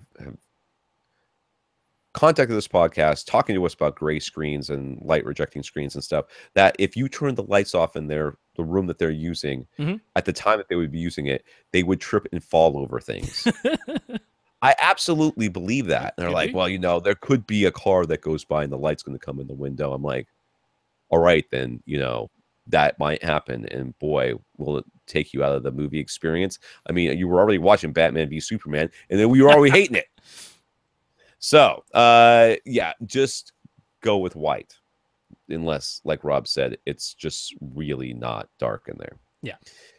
So taking our advice and simply casting the projector's image onto the wall to figure out what screen size and placement they'd like best, he's come to the conclusion that they would enjoy a larger image than originally anticipated. They're now thinking a fixed frame screen around 165 inches would be really nice. That would be really nice. And he's looked at Elite screens and Silver Ticket. Are there any others he should be considering? So I definitely want to address it, because originally they were still going to keep a flat panel on the front wall.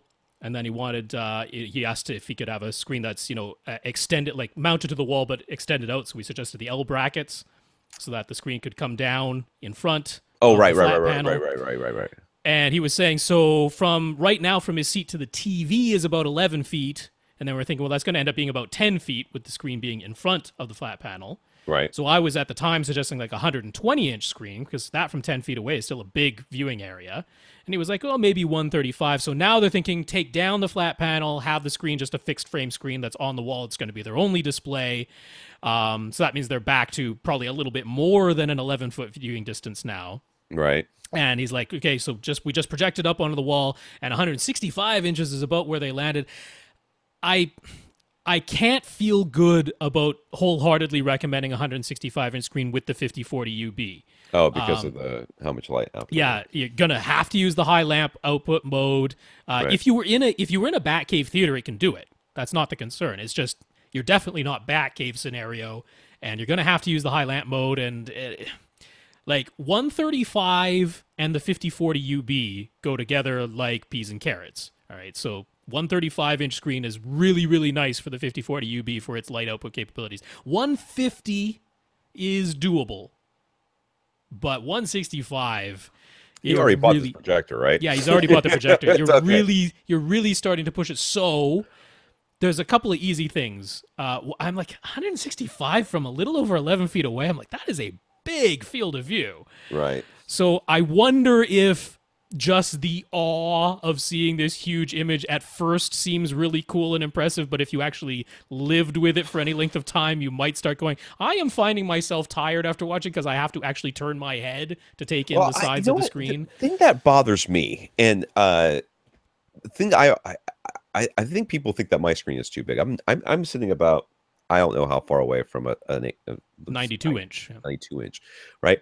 But not about 85 to 90% of the screen I can easily see without me having to adjust my focus or turn my eyes in any way, shape, or form. If something pops in the very top left or right corner of the screen, I might have to look at it versus everything else. I mean, I'll still see it. I can still see it, but I'm not. It's not like peripheral. It's more of a peripheral thing.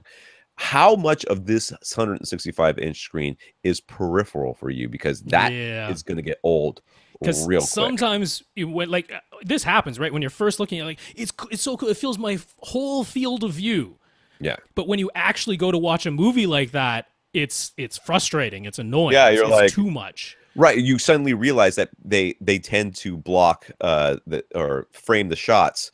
Block because I theater, but not acting, but not cinema. They tend to frame the shot so that one person is on one side of the screen, another person on the other side of the screen, when they're going back and forth and talking. Yeah. And you're like going like this, like you're a tennis match watching this movie. It's gonna drive you nuts. So I would urge you to maybe reevaluate, because you got the projector, so you can go ahead, throw the image, and maybe reevaluate. But really, I can't feel good about recommending anything larger than 150 inches to go along with the 5040 UP. If you can get down to 135 and be satisfied, I'm like, that's the butter zone for that projector.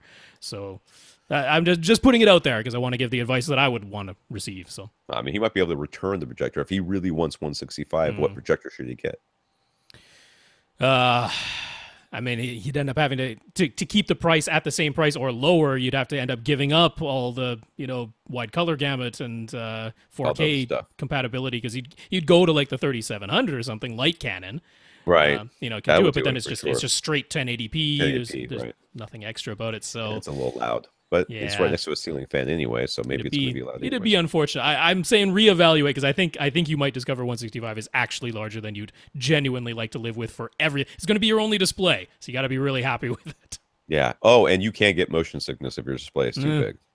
Clint sits too close to a very large display, and when we used to play Gears of War and Left 4 Dead and stuff like that, I would call him and say, "Dude, you want to play?" He'd say, "Yeah, hold on, I'm going to take some Dramamine." Yeah. He took Dramamine every time he played Xbox with me.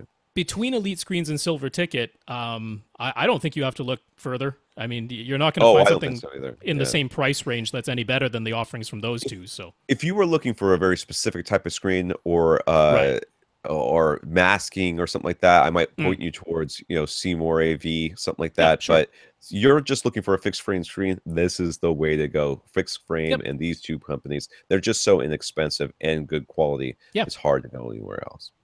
So he says many of the screens, Silver Tickets in particular, are currently listed as out of stock. Is that just because of the time of year with CEDIA coming up? Are new products about to be launched? If so, is there an optimal time of year that you should wait so that you can get a great closeout deal on a screen?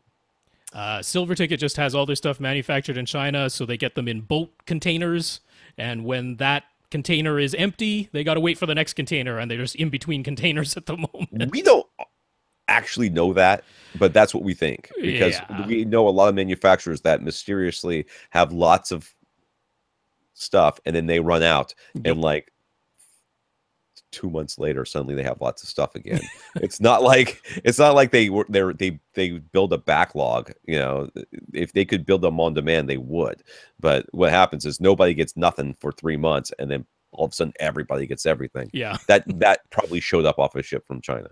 So that's why that they're out of stock. Yeah, and they screens aren't changing a ton from year to year on a CEDIA type thing. It's not like projectors, which especially not CEDIA. I mean, CEDIA is it's an installer show, so the screens they're going to be showing off are light rejecting screens and the stuff that you can put inside of a showroom to do stuff, and the $20,000 four-way masking screens and stuff like that. Stuff that you're going to be selling to really high end, and high end installers are going to be selling to. Yeah, not Silver Ticket. That's not no. Silver Ticket's not waiting for CEDIA to roll out their brand new screen technology. That's not what's happening.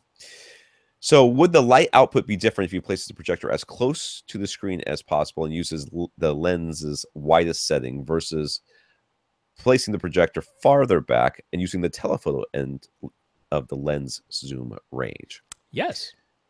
I mean, that makes perfect sense to me. So you don't want to get, I mean, that's kind of what Rob's talking about already, right? You're trying to make a very big picture with this thing, and it's only got so much light output, and if it's 165 inches, your light output's just not going to be enough to give you everything that you want. You can help offset that by putting it closer, but then you're going to limit the amount of screen size that you can do. And like Rob's about to tell you, the closer you get, the less light you have to have in order to get the same amount of output. Yeah, with these projectors that have zoom lenses, definitely some of the light is the light output is reduced. The farther back you put the projector, the more you go to the telephoto end of the lens. It does reduce the light output, sometimes as much as 40% from the most to the least, which is a huge amount when you think about it.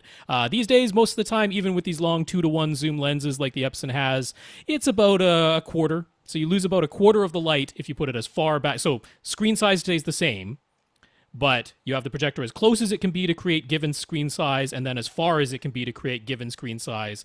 At the farthest end, it'll be about 25% less bright than at its closest. So yeah, it's considerable. So he also picked up a Samsung Ultra HD Blu-ray player, the K8500.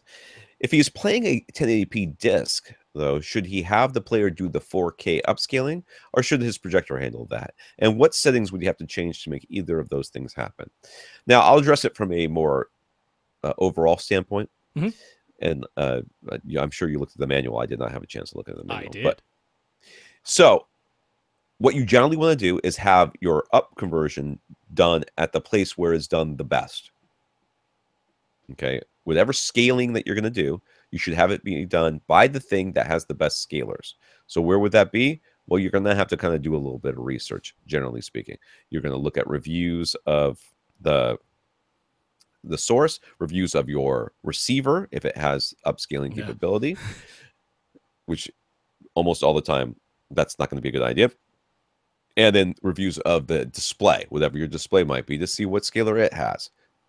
Most of the time, not all the time, but most of the time, your source, if it's a Blu-ray player or something like that, would be the place to do that. Now, if you decide that you want to do it someplace else, you have it put out. You just have to do some sort of setting on the inside. Look for like native or, scaling none or something, that you can select to make it put out just whatever's on the disc comes out. And then you set wherever that other thing is to do the scaling for you. And if that's between your display and not, if it's before your display, then what your display should get is what its native resolution is. In this case, it would be 4K for you. Yeah, in the case of this particular player, though, you have the option of just setting it at 1080p, which means even Ultra HD Blu-rays would get downscaled to 1080p. Mm-hmm. So clearly you wouldn't want to leave it there all the time, but that would force it to output 1080p when you're playing a regular Blu-ray, which would then force your 5040UB to do its upscaling, which is wobble K, so it's taking 1080p and then wobbling the panel. So that's what it's doing. You can also force it to just output 2160p at all times, which means the player will always be upscaling any disc that it's playing. But honestly, the setting you want to use with this combination of this Samsung Ultra HD Blu-ray player and the 5040UB is auto. You want to use auto because the 5040UB, while it can accept a 4K resolution signal, it can accept 4K at 24 frames per second or 30 frames per second, but not at 60 frames per second. Yeah, so you have to basically tell the player to talk to the projector and say, "What do you want from me?" And it was like, "Give me the good stuff. Give me the 30p because I can't take the 60." Don't give me 60 is the thing. So if you set it to 2160p as the output, that could create a problem. Right. It might not, but it might. So honestly, you just want to leave the Samsung Ultra HD Blu-ray player at auto for the resolution output. It'll look fine. Honestly, the video scaling between the two of them is comparable. It'd be really hard to tell them apart. Even 5 years ago when I was doing display reviews, or it may even be longer than that, it was getting to the point where it was pointless to go through all the scaling tests, the HQV tests, and all the stuff that we used to do. It was just like everything did everything except for the weird cadence stuff. Super weird stuff. But yeah, I mean, in this case, you just want to make sure the signal is always going to be compatible between the two devices. So just leave the Samsung at auto. That is really the best setting. Yeah. Chris has his speakers wired with 12-gauge wire, but it's not speaker wire, so the individual strands are thicker than common speaker wire. He found that bare wire connections would come loose and even wound up stripping some of the threads on the plastic binding post nuts that screw down onto the speaker wire, so he's using wire terminations with crimp connectors. Was it crimp connector? Is that the little like alligator clip? Is that what I'm... Well, it's when you put like the banana plug onto the bare speaker wire and then you use a tool to crimp it down. So it's just a friction hold. A few months ago, he was hearing some issues in the lower frequencies in his speakers, so he ran some sweeps, found things were worse than he thought, and tracked it down to some loose speaker wire. He fixed it, and things were fine until last week when his mains and centers started cutting out. Again, he found a loose wire, and again, he fixed it. Now he's hearing some crackling sounds in certain frequencies. Is it possible that his speakers were damaged by the loose wire problems? Also, should he rewire with real speaker wire and banana plugs, since he seems to have serial loose wire problems? That crackle is almost certainly a speaker wire connection. Yeah. That's exactly what that is. I noticed there's a lot of podcasts where I hear the microphone crackling on the podcast. That's always a loose microphone wire. That's what it is. And it's that telltale crackling, staticky, weird sound. Loose wire. Yeah. So what should he rewire with real? I think you can either do that or continue to do what you're doing. So yeah, I mean, it sounds like because the one reason I don't particularly like crimp connections is that there is a lot of heat in a speaker wire, so it's expanding, contracting, and it comes loose. It sounds like maybe this is quite thick, stiff wire. Yeah. I wonder if over time you maybe even developed a kink in it at some point. I mean, anywhere in the length might have become kinked. It wouldn't be speaker wire does not have to be expensive. So it wouldn't be the worst idea in the world to maybe just run some fresh speaker wire, get some of the banana plugs that we recommended earlier, either the GLS locking ones or the Sewell Strike ones, ones that aren't crimp connectors in either case. Wouldn't be the worst idea, because it sounds like you're having issues with this particular wire repeatedly. Right. So given the relatively low cost, it's... I definitely would. This is kind of issue that just drive you bonkers. And if it's happened this often, it just means that, I mean, it could be that this is a summer thing too. I mean, if he's having all these issues right now, it's hot. But it's usually the heat of just using it. I mean, it's expand, contract, and eventually it comes loose. Yeah. Infinite Gary. Gary read about an upcoming feature being added to Oppo's Ultra HD Blu-ray players in their next beta firmware update. Apparently, they're going to allow the reduce image button to function such that if you have a 2.35:1 screen and you've zoomed in your projector to fill up the width, with the black bars being projected above and below the physical screen as a result, pressing the reduce image button will shrink 16:9 content so that it has the same height as a 2.35:1 image, but it has black bars. Now. Sorry. But it now has black bars on all four sides.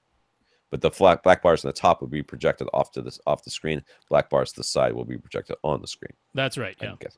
This would mean you can set your projector's lens setting once and leave them alone. However, it also means that 16:9 content will now be downscaled. What do we think of this solution for people with 2.35:1 screens? I'll be honest with you. I think it's the solution I would use if I wanted to do the thing that Rob's always talking about. I mean, but that being said, we'll see if anybody ever uses it. I mean, it's intriguing because the alternative, if you're not using, well, even if you are using an anamorphic lens, if your screen itself is 2.35:1, right, it means that if, let's say, you have a projector where it's got a motorized zoom and you have the memory settings, so when you're watching 2.35:1, you zoom it in, it fills the whole width of your screen, and then when you're watching 16:9, you zoom it out so that the 16:9 height now fits within your physically 2.35:1 screen. But then there's literal blankness on the left and right, not black, but just blank, right? Yeah. Which normally people would want some masking or curtains or something to close off that part of the screen instead of just having it blank. This is actually sending out black bars. Right. Right, so it is actually filling your whole screen at all times. It's just when it's 16:9, it's filling the sides with. Now, how different is that really? I mean, it's projected black bars versus nothing projected into that part of the screen at all. And I mean, right? your pixel density is not as high either. And yeah, it is lower resolution. The 16:9 image is lower resolution. It's been shrunk down so that there's now black borders all the way around that 16:9 image. Yeah, it's a bit of a toss up. The convenience can't. There's definitely something to be said for that. That's sort of why I think it maybe has some merit. Yep. If you want to do this, but you don't, if you want a 2.35:1 screen, but you don't have the money to get a projector with lens memories and all Right. that stuff, Oh, then it's huge. then it makes it feasible to Hmm. do that on a regular basis rather than having to. I mean, think about it. Even like the Batman part, Dark Knight, where suddenly goes into THX mode. You're like, press the button, and then suddenly Oh, it into fits on the IMAX screen. mode, yeah. Yeah, and then IMAX mode. Well, That's right. that'd be awfully hard in that because there's some pretty quick cuts. So that Yeah, it's true. But it's, I don't know. I would, you know what? If I had that open Blu-ray player, I would give it a try. I No would too. question. I would give it a try. Because it might be pretty pleasing to be able to do that. Yeah. I'm not against it. I'm not against it. Ryan. Ryan has a 5.1 speaker set up in his living room, which is open to the dining room and the kitchen behind it. He's interested in adding 4 Atmos speakers to bring him to 5.1.4. Dolby recommends in-ceiling speakers to be at 45-degree angles from the listening positions for the front tops and top rears. With his current setup, that would roughly place his rear heights behind his surrounds by about 6 inches. Mhm. Will this be a problem since Dolby's guides wants the rear surrounds to be behind the Atmos speakers? He sits 11 feet from his 88-inch projection screen, and he could move the couch forward a little, but he really can't move the speaker locations because of windows and wall cabinets and all that. Wall cabinets in the room. So what should he do? Dude, what is he talking about? Yeah, I think there's a little bit of a misunderstanding here. No, he is okay. So you do not have surround backs; you have surrounds. That's right. He's got a And 5.1 setup right now. So your rear height speakers or whatever, your top rears should be further behind you than your surrounds are. Your surrounds should be next to you. Yeah. Next to you. And your rear heights or rear surrounds, top rears should be behind you and behind the surrounds. So I'm not seeing the problem here. No, there really isn't. Like I said, I think it's a bit of a misunderstanding. So the problem is so many people call the surround speakers their back speakers or their rear speakers, right? Because, well, they're farther back than your front speakers. That is true. That is also true, yes. But they are not back speakers. They are not rear speakers. They are surround speakers. They're meant to more or less go to your sides. So, yeah, not only that. Side speakers. Yeah, not only that, the sounds that are sent to the top rears and the top fronts are completely independent of the sounds that are sent to your surround speakers, your surround back speakers, if you had them, your front speakers. They're all completely independent of one another. So what matters is following Dolby's speaker placement guidelines. When you have 5 listener level speakers, you want them placed where Dolby says to place them. The surrounds will be placed either straight to your sides or just a little bit behind you, which is more or less what he has now. That's fine. And the top fronts and top rears will be placed in their recommended positions. That they say ideally it would be an elevation angle of 45 degrees in front of you and 45 degrees behind you. So yeah, there's really no problem here. You're good to go, Ryan. Just throw them up there. AVRant seal of approval. Luke recently completed his home theater setup. So this is Luke. I forgot to mention that. I'm getting tired, so I'm starting to make mistakes. I apologize. If you haven't not yet gone to our YouTube channel, this might be a good time to do so because Luke has got a gorgeous home theater. Yup. Even though it's very black, which I don't approve of, but I like it. I know you do, but I think it's weird. I think black on the walls looks just fine. Yeah, you're weird. All right. Luke completed his home theater setup. It looks fantastic. He's having some subwoofer woes, though. He went with 2 Klipsch 12-inch down-firing 300-watt subs. He has them positioned to the left and right of his 135-inch projection screen, so they're both on the front wall. The room is roughly 20 feet long, 14 feet wide, and 8 feet high, but it's not a perfect rectangle. It is possible you could move one of the subs to somewhere along the back wall, but you prefer to leave them where they are if possible. His AV receiver is a Yamaha RX-A2050 with YPOW RSC, which is reflected sound control. Is that right? That's it. That's the one. With all of the variables, placement knobs, and YPOW settings, he's having some trouble getting the subs perfectly dialed in. Could we tell him the best way to adjust things for optimal performance? Yes. You could put them in a different place. They are at the front of the room, which is not optimal. I know they look nice and sexy up there, but that's not where they belong. You should put one, I think in this room, if you can, you should put one That's really kind of hard to see. In the front right corner and the rear left corner, perhaps? I'm trying to see if there's a, yeah, that's what that seems to me. But I think it might be next to that red thingy if we do that. So one of the issues is that it isn't a perfect rectangle. It's a little L-y. It's a little L. It does have this section that bumps out where he's got a very nice little concession stand area with a popcorn maker. That's very cool.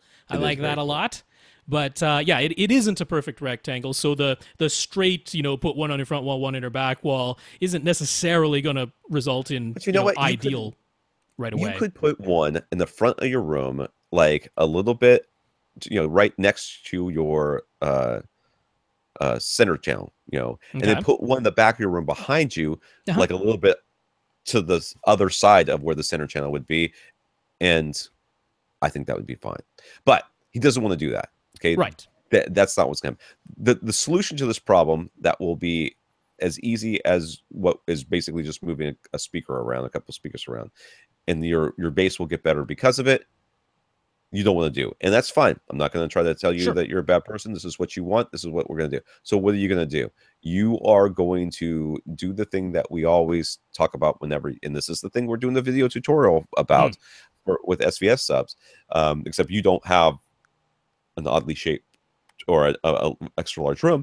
You just don't want to move your subs, which is, again, fine. So you're going to have to take one sub, the one that's closest to you. I guess it doesn't matter in this case. You're going to pick one sub, because they're both the same distance from you. One sub, and you're going to run the calibration, do all the calibration, and you're going to leave that one alone. And then you're going to take the second sub, and you're going to adjust the phase knob on it if it's got one. Little by little. Until the sweeps that you're playing start to sound more uniform from seat to seat. Yeah, so what you have to do is you're playing this, you're playing a bass sweep on repeat. You've left one of your subs with its phase knob at 0 degrees. Just leave it there. And the other one, you're adjusting. Ideally, you just adjust it 3 degrees at a time if you really want to do the painstaking version. But you're adjusting it little by little, and every time you adjust it, you listen in every single one of your theater seats that you care about until you find a setting on that phase knob where the bass sweep sounds the same in each of your seats. It's not necessarily going to be linear. There still could be some humps and dips, but it's the same humps and dips in every single one of your seats.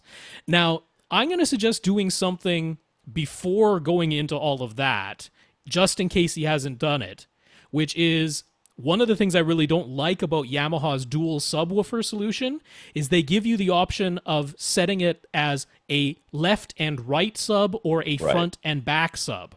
I'm wondering if that's what he's done, is he's got them next to his front, left, and right. Possibly, yeah. Now, maybe he didn't.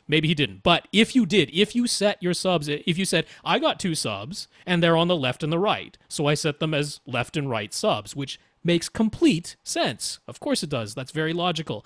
But it's not a good thing to do. You actually want a mono signal going to the 2 subs. You want them playing the exact same thing at the exact same time. You do not want left and right separated. You do not want front and back. Even if you did reposition them as front and back, like we said you could, you still don't want to set them as front and back in the Yamaha. You still want to set them as a mono sub. So try that first, because that might solve your issue before you do anything complicated. And that's a pretty simple thing to try. Now, if it doesn't, then you have to start playing with the phase knob. And I just want to say, for those of you that think that I'm a history revisionist, you can find the podcast where Rob and I discussed this exact thing when I was doing the review of one of the Avantage receivers, and I had it set at left, right, or front back. It was front back side, the 2 sides. Well, because if that's what you have, you're like, oh, hey, they've got a setting that matches my exact setup. And Rob was trying to explain it to me, and I was like, nah, man, they're in the front and the back. It's fine. It's fine. And then I thought about it, and I was like, yeah, Rob's right, and I'm wrong, and I'll fix it. So we're in the same boat, dude. If you did it, do not feel shame. We're in the same boat. That is the last thing I would ever complain somebody try, because I'm like, it is literally describing the setup you have. Why wouldn't you choose that? So, this stuff. So at some point, he'd like to upgrade his subwoofers, given his setup and room size, what we'd recommend. He's looked at SVS and Power Sound Audio, but he's particularly interested in DIY in the advice. Yes, my first advice is, if you're going to keep those subs where they are, make yourself 2 more and put them on the other side of the room behind you in the exact same locations across from them, and then you don't have to. We're back to being okay with you putting your Yeah. subs this way. There are a lot of kits like the Dayton Audios and stuff like that that are out there. Sure. I'm not particularly knowledgeable about them, mostly because I love working with wood. I love working with my hands. I love doing that stuff. I am not good at it and not patient enough or motivated enough to get good at it yet. I feel like I am going to retire someday, or more likely have my children move out. And when they do, I will maybe get that as a hobby, because I think I would really like it. But as of right now, my DIY skills are limited to asking my dad to do as much stuff as possible. Yeah, so I mean, you definitely can save some money here. Now, the cabinet isn't going to be finished; it's going to come flat packed. Assembling the cabinet really not difficult, but finishing. If you got two of them, you put them behind your chairs. No one's going to see them anyways. Or you just you spray them with the bed liner, and they look absolutely fine.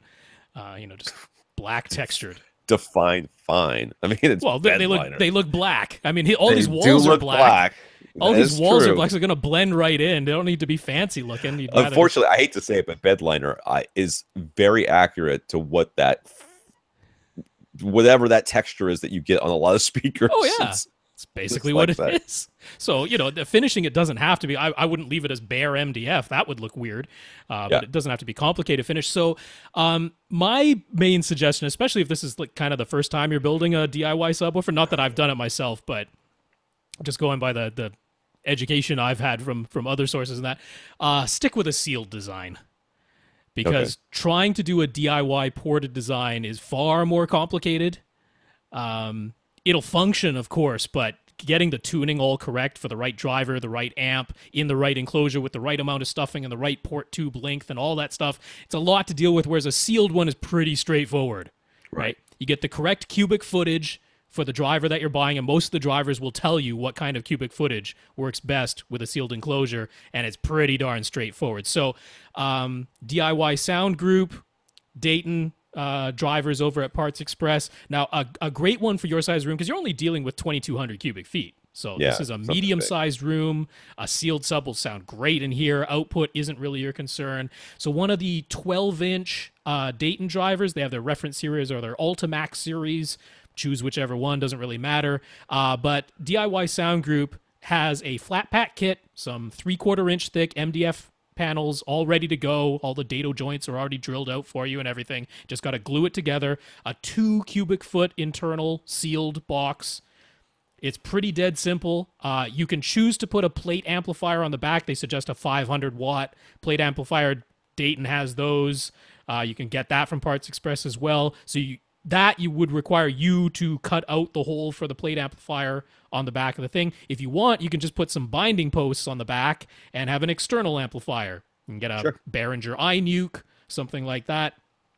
You can get a 1,000-watt Behringer iNuke and power both of them from a 2-channel 1,000-watt Behringer iNuke. So it can be pretty simple, and it can be less expensive, considerably less expensive than the finished subs from SVS or Power Sound Audio. So I mean, I could go for that. For me, I wouldn't do it because I don't want to finish it. I don't want to deal with the raw MDF. I'll pay the extra money and get the finished sub. But yeah, you could totally go, especially in this room size, right? So yeah, could work. All right. Terry bought a TCL 55P 607. He says it provides excellent picture quality at a price even lower than Vizio, so he's happy with it so far. Very happy with it so far. However, he wanted to use HDMI ARC or audio return channel since the TCL has Roku built in, and he has a surround sound setup using an Onkyo TX-NR 1009 receiver.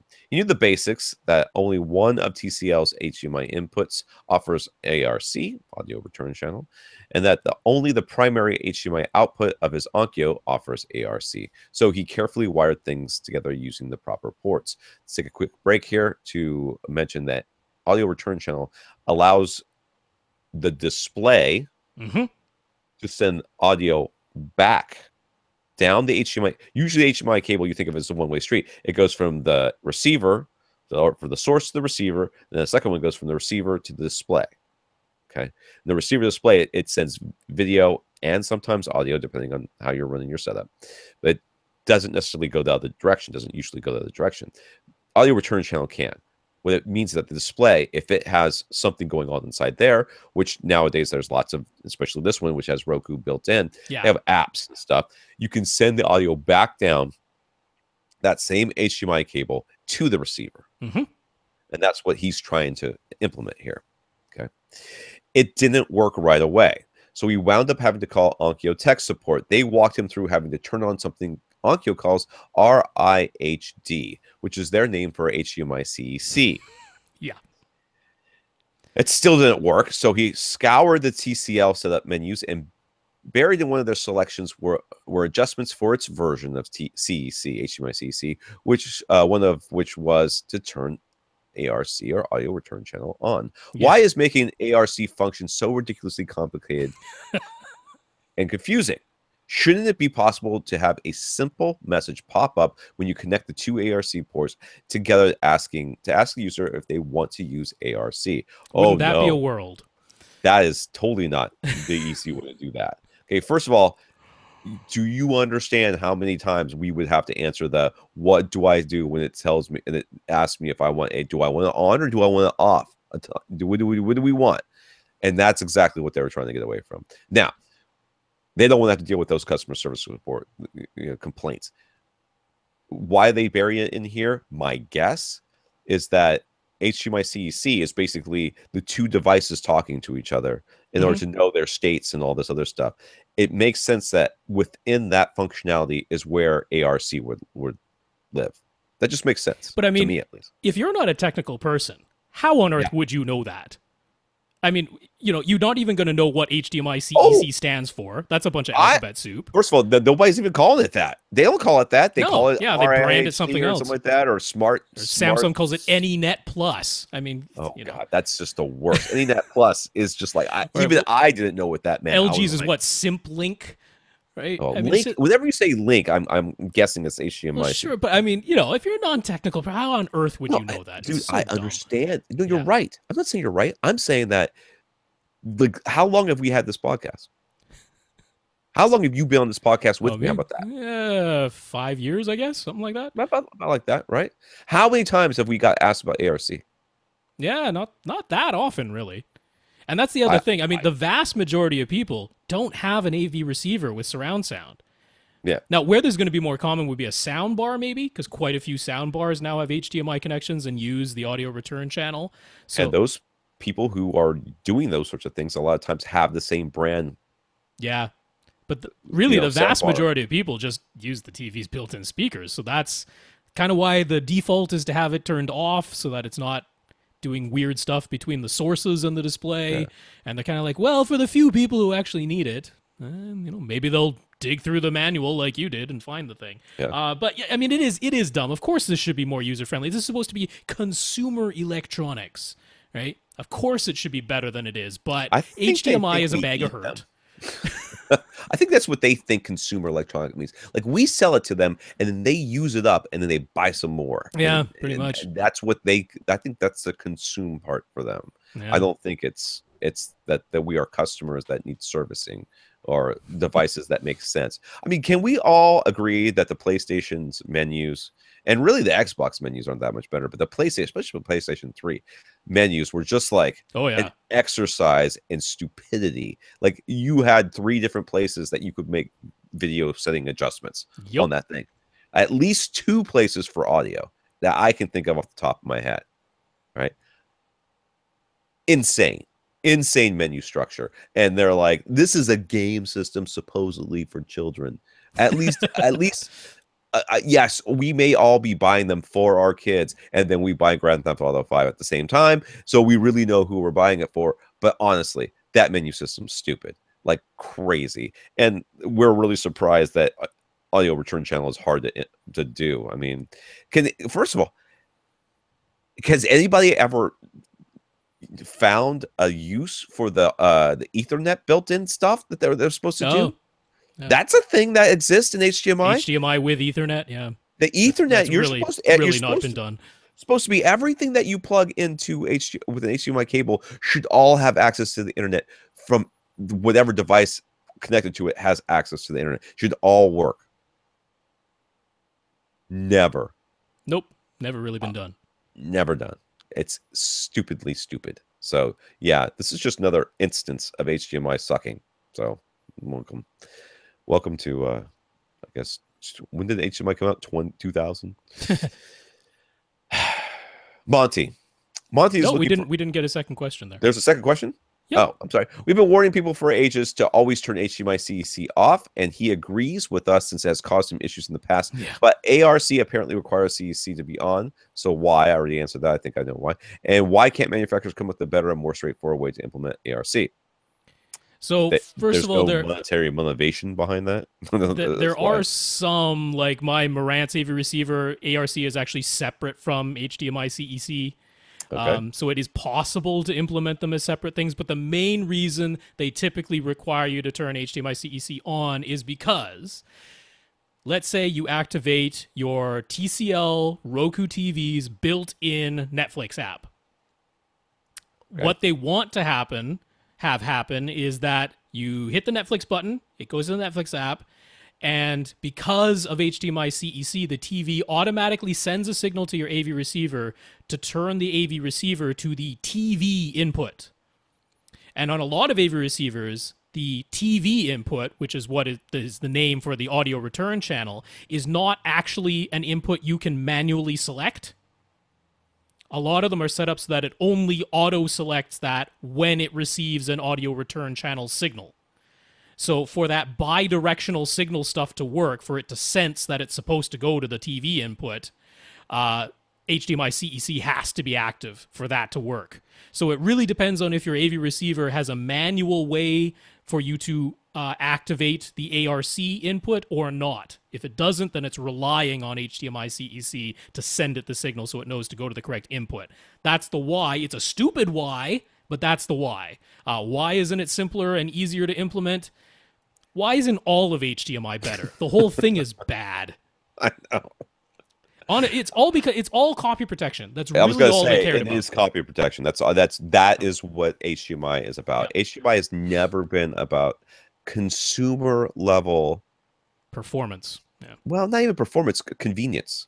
Yeah. You know, it was sold. The bill of goods we were sold is one cable solution. Your life's going to be easier, and they have wrapped up a one cable solution, a cable that's designed idiotically, that performs in such a way that makes troubleshooting with it almost impossible. Yeah. Like once something goes wrong in it used to be you could unplug something and plug in something else and you would know that it was the cable was the issue. You can't do that with HDMI. You know, and it's all the bill of goods we were sold is this was going to make our lives easier. All it's going to make it more difficult, more expensive because the cable is really hard to create, and it's all because of copy protection. 19 twisted pairs. That's all you have to know. Inside of that cable are 19 twisted pairs of wire. Why? Terrible design. This could have done the whole thing with fiber optics. Just easily. Just cheap. Stupid. Monty is looking for headphones that his kids can use in the car. They've been using some monoprice over-the-ear headphones, but the wires have come a bit loose and the sound is cutting in and out, which the kids don't like. I can't imagine why. Fair enough. So he was wondering if there's any decent wireless headphones we could recommend for about $30 a pair.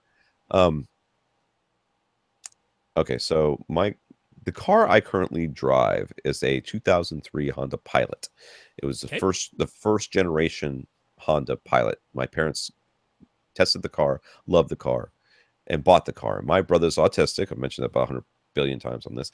And oftentimes, in order to tolerate any sort of driving, he needed to watch movies. And this was before the years of iPads and all that stuff. So they had the DVD system put in there with the little wireless. It's actually IR headphones that are in there. They are awful on almost every possible conceit. They're uncomfortable and they sound terrible. And if you put your hand in front of your face, the sound cuts out. but there's plugs in the front there. There's plugs in the front that you Right. can manually plug in 3 sets of headphones, which is more than enough for the 3 children I have. It's actually exactly enough for the 3 children I have. My kids break headphones. Like my 14-year-old son chews on the cables while he's listening to Sure. things. Okay. So he never, very rarely does he have 2 headphones. He usually has 1 and a frayed wire on the other side. Yep. And then he'll find some earbuds or something like that, and then he'll use those until he chews through one side, and then he'll find some more ones or whatever. My suggestion here, sir, is not to try to buy $30 headphones for your kids.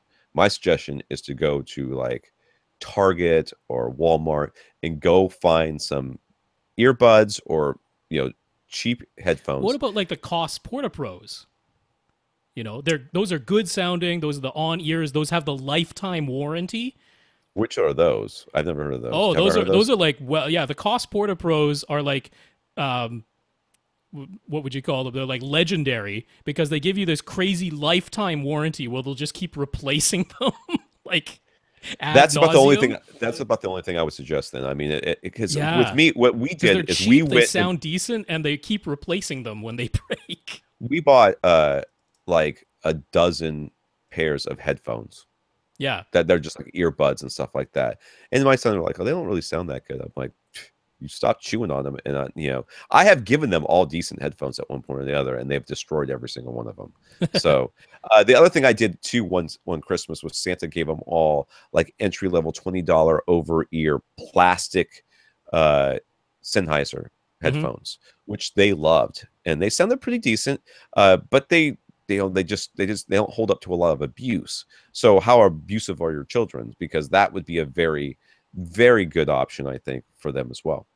Yeah. I mean, if you want something that was, because his second question was that he wants to make sure that they don't damage their hearing. So he wants, he was thinking active noise cancellation, and maybe they'll just naturally keep the volume down. But I think the better thing is headphones that have a volume limit on them. Yeah. So the Wirecutter did a really comprehensive comparison of a bunch of kids' headphones, ones that are directed at kids. And they basically came to the conclusion that almost all of them were terrible. They didn't do what they said they were going to do. They sounded awful. The kids hated them, everything. But they came across one from a company called, I guess it's Puro, P-U-R-O anyway, the BT 2200s. Now, they're about $100. Dang. So that's the problem. But they're Bluetooth or wired, so they have a removable cord. So you can have them be Bluetooth if you want. The battery lasts 18 hours, they say, the built-in battery. So you can remove the cord, or the nice thing, I like ones where you have the option of putting the cord back in if the battery dies or whatever, right? And they're like, these ones actually do have the decibel limitation. They'll play up to about 85 decibels and no louder. So that's still loud, but it's not, it'll make sure that you don't get damaged hearing. You can listen to 85 decibels straight for, I think it's 4 hours, right? Before there's even a chance of any hearing loss. So yeah, I mean, that's a good choice, but they're expensive. To me, I'd grab a bunch of the Koss Porta Pros because they're super cheap and they'll keep replacing them if your kids break them. Yeah, and when it comes down to this volume too loud thing and active noise canceling, all it does is it takes like any sort of background hum. Yeah. So that's what they're good on airplanes. On airplanes, there's like that constant noise on an airplane or on a bus or something like that. It does not, I mean, it has no ability to block out your children speaking or, particularly loud sounds or anything. It's all about that hum. Yeah. That's back there. So will that make them keep the headphones lower? Unlikely. The only thing that's going to do that is you do what I do, random headphone checks. Sure. I do. I'm like, give me your headphones. And I put them on. I'm like, this is too loud. Turn it down. But I mean, those Puros will work. They're $100. So yeah. Yeah. I'm gonna try to get maybe one more in. We'll see. Yeah. Here. I'd love to get down to Jeremy's, but we'll see what we can do. Yeah, it's not gonna happen. Andrew on Facebook. Andrew's theater is 12 by 18. His TV is one of the it's 12 feet by 18 feet. His TV is on one of the 12-foot walls, and his sectional seating puts his primary seat roughly 12 feet away. Yeah. So he isn't on the back wall. He's got about 6 feet behind him. He's been using a Samsung 55-inch KU7000 UHD TV. He loves the picture quality, but he has buyer's remorse about the size. Price-wise, he could probably afford to replace it with the Vizio E65 EO, I guess. Yeah. Would that model at 65 inches be worth replacing the Samsung? I did a little research. This Samsung is edge lit. Yep. And actually did not get high marks in picture quality in the reviews that I saw. So yeah, middling. I would, especially black levels, which you would expect from an edge lit thing. And this E series does have local dimming. It does, yeah. It's a small number of zones. I think it's only 12 or 16 zones, but at least the backlight is behind the screen, not on the edges of it. I kind of think it would be worth replacing it, to be honest with you. I mean, size-wise, I'm not sure. Yeah, I mean, from 12 feet away, ideally, you'd have like an 85-inch screen, but that's not in the cards. That's not in the cards, no. But I mean, from 55 to 65 is certainly noticeable. Should be. It should be 100% noticeable, and I kind of think the Vizio E series is a better TV anyway. Yeah, so I think the picture quality is going to be. I think it's going to be better. I'm hoping you'll notice that it's better. You'll certainly notice that it's larger. It's going to be bigger. So I think there's a pretty good argument for doing this. Yeah, it's both the better size and I think the better picture. Tom K. So obviously that's not me. That would be Tom A. Tom has a 130-inch 2.35 to 1 projection screen. He has 2 rows of seat, one row 13 feet from the screen, the second row 17 feet from the screen. He's been using a Panasonic AE8000 projector with an anamorphic lens. It has served him well, but now he's looking to upgrade to 4K and HDR. His budget could potentially go as high as $6,000, but his wife would be much happier if he could get it close to $4,000. He'd really like it to offer motorized lens adjustments with memory. Okay.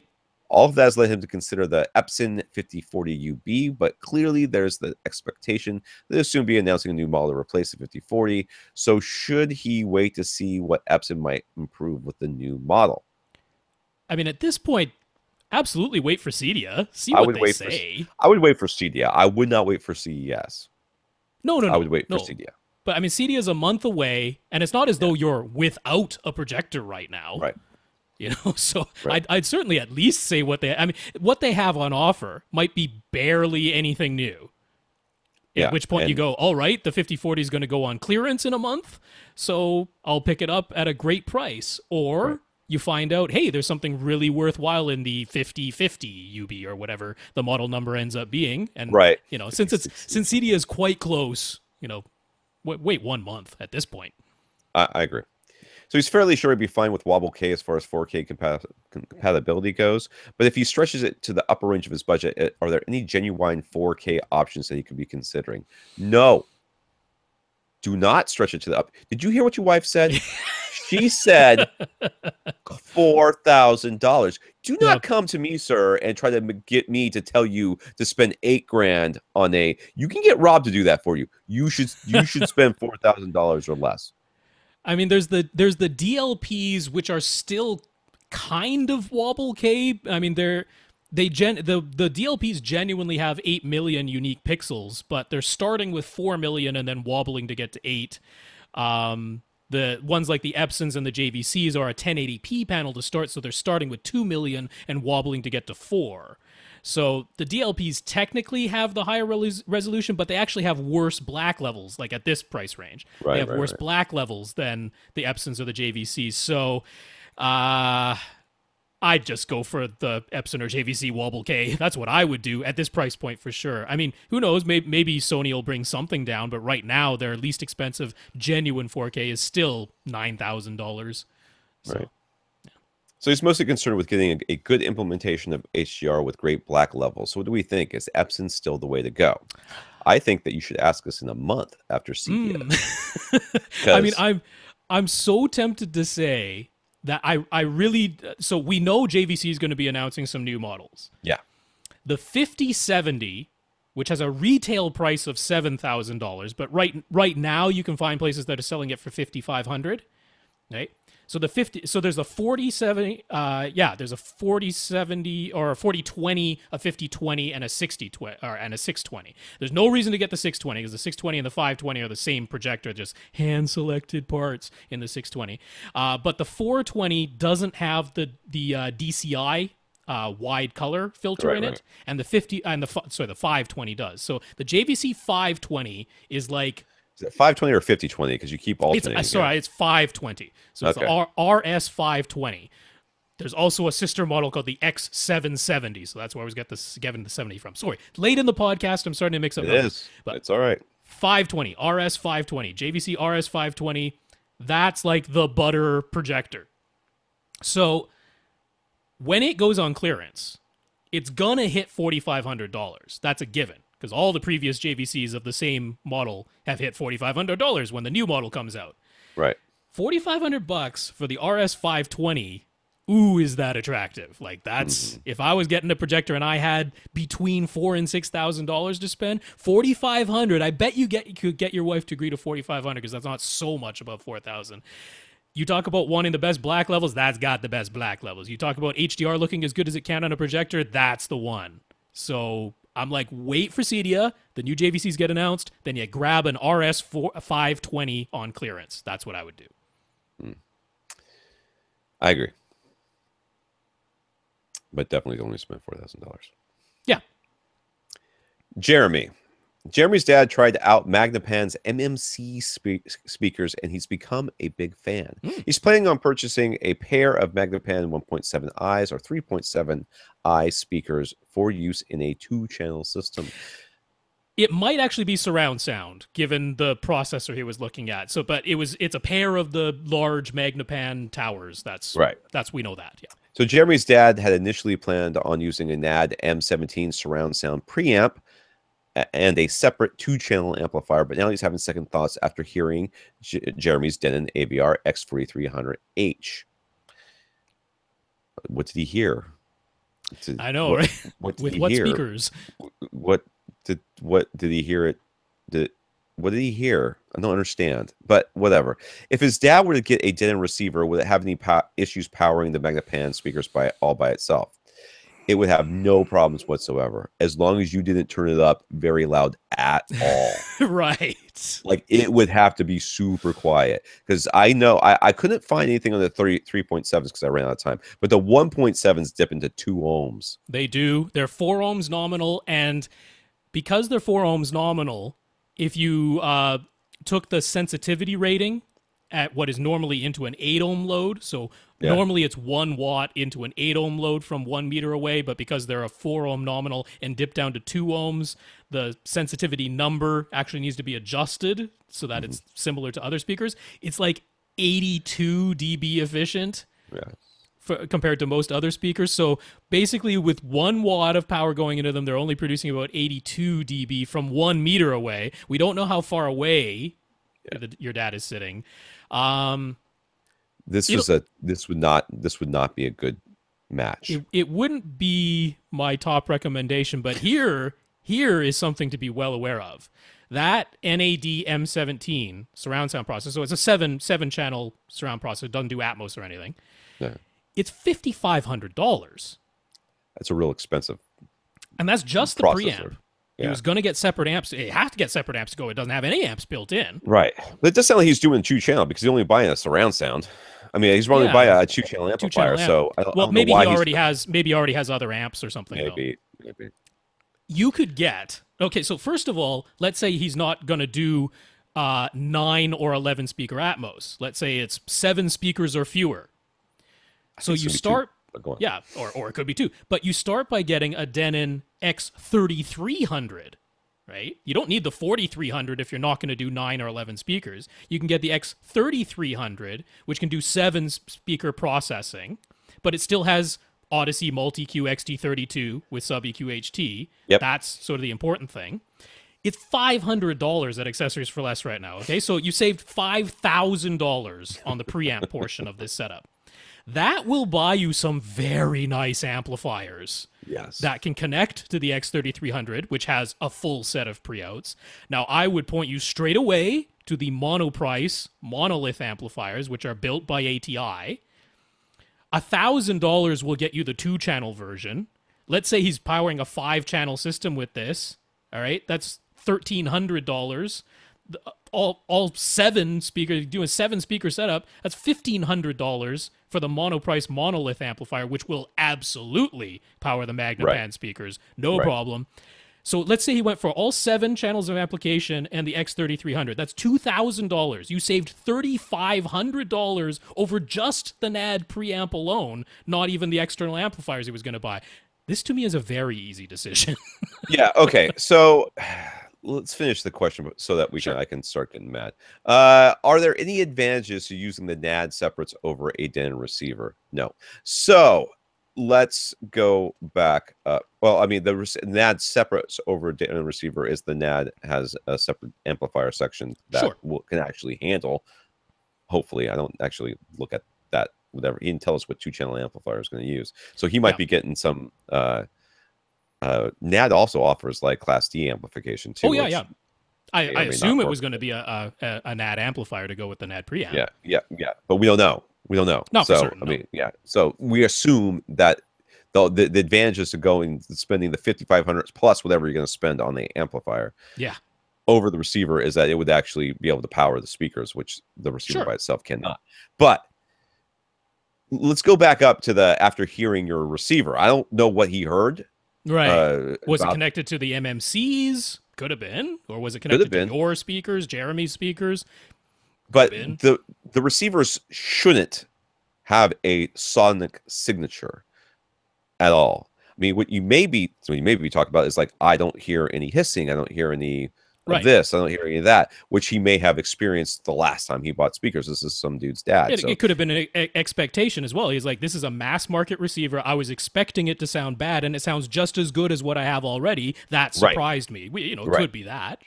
If that's the case, then I have no problems with this because this is exactly the way it should be.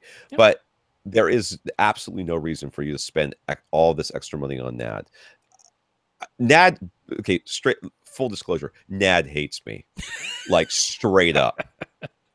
I'm not even allowed in their booth. I don't think they remember anymore. Most of those people have probably moved on. You're probably fine now.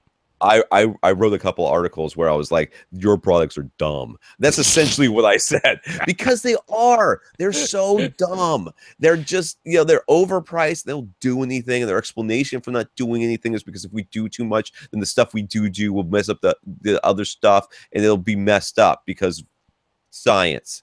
I mean, I can't fathom how this companies can go around saying stuff like this, and they do. That's what they do, and they're like, oh, we did this and then we did this. I'm like, yes, you were literally describing an amplifier. We know what that is. You're using other words to describe it, but in the end you made an amplifier. Congratulations. We could hope you could do at least that. That said, right now, AV receivers, and for a long time, AV receivers have been very, very attractive as far as AV you being a head unit for an AV processor. Having the amps in there that you're not using is not a big deal. They aren't sitting there, going, oh, he's ignoring us. We should mess up the video signal, or we should mess up the 2 channels. You're getting Odyssey. You're getting room correction. You're getting a bunch of stuff that you may never, ever, ever use. And if you never use it, that's fine too. But you're also going to get is a whole bunch of extra money to spend on a bunch of other stuff. Oh, yeah. I mean, we're talking about just Rob's calculations is $3,500. I'm guessing it's going to be closer to $7,000 that you're going to save, because he didn't factor in the 2-channel amplifier from NAD that you're going to buy. That's probably going to cost at least as much as the processor. Yeah, and if it is only 2-channel, I was factoring in a $1,500 monoprice monolith amp. That's 7 channels. If you only need 2, it's only $1,000. $1,500 total could power this 2-channel system fantastically. So. And you're going to have all the bells and whistles that you may never need, but then again, you don't use them, it's not that big of a deal. So the way that you roll with this, Jeremy, is this. You get your dad to figure out what he wants, and then give you the money for what he wants. And then you go out and buy this stuff, right? And then you split the rest of it 50-50 with us. Yeah. I feel like that's a $3,500 donation. I feel like that's a fair trade. So your dad, you say, Dad, you're willing to spend this amount of money on all this NAD junk, right? Yeah. Okay, good. Give me all that and unmarked bills, no reason, and then I will bring you back something better, better for the same price, and then 50-50, buddy. Come on, hook us up. So that's my suggestion. We got some more questions. Brandon, I'm scrolling past you. You have a lot of questions and stuff. Oh my goodness. Fred is second on this list here. Is that it? Okay. That's it. Although we did get some questions just, earlier today. So those will be on for next week too. Monday the 21st. So if you sent your question today, we did not mention you, but for everybody else, Brandon and Fred, we will address you first thing next week. That's right. This is AV Rant, the podcast that answers your home theater and AV questions. If you want your questions answered, all you have to do is ask by emailing us at question@avrant.com. That is the place to reach us, by the way. Question@avrant.com. If you want something on the podcast, please send it there. If you do any of the other stuff that I sometimes say on this podcast, or if you decide to try to call us, or because we do have a line or whatever, goes to a Google voicemail. That's all it does. And we will check it because I get a notification and then I send it out to all the guys. But just hit us at question@avrant.com. All the rest of the contact information that's at the beginning of the podcast. So there's nothing else. Rob, you got anything to say? I want to thank our listeners of the week one last time. Yes, Alongo, Brandon, and Fred for their donations. Thank you, guys. Yeah, Alongo, Brandon, Fred, thanks so much for those donations. Thank you, Herb from Cross Spectrum Labs, for helping us with that mic for Austin, for Jason and Byron for talking us up. Actually, for Jason for talking us up to Accessories for Less, and Byron for talking us up to Herb, who gave us a microphone, who got talked up by Byron, who gave us a... Okay. Yeah, I'll thank Jason first. Thanks for talking us up to Accessories for Less. Congrats on that purchase for your parents. Very nice. Avantage from Yamaha AV Receiver. And then, Byron, thanks for telling Herb that you bought the UMic 1 and Mini DSP from him. And therefore, Herb knows about us and was willing to help us out by donating That's probably how it happened. a UMic 1 to Austin. So, thanks so much, guys. We appreciate all the support. All right. For AV Rant, I'm Tom Andry. And I'm Rob H. Now go out and listen to something.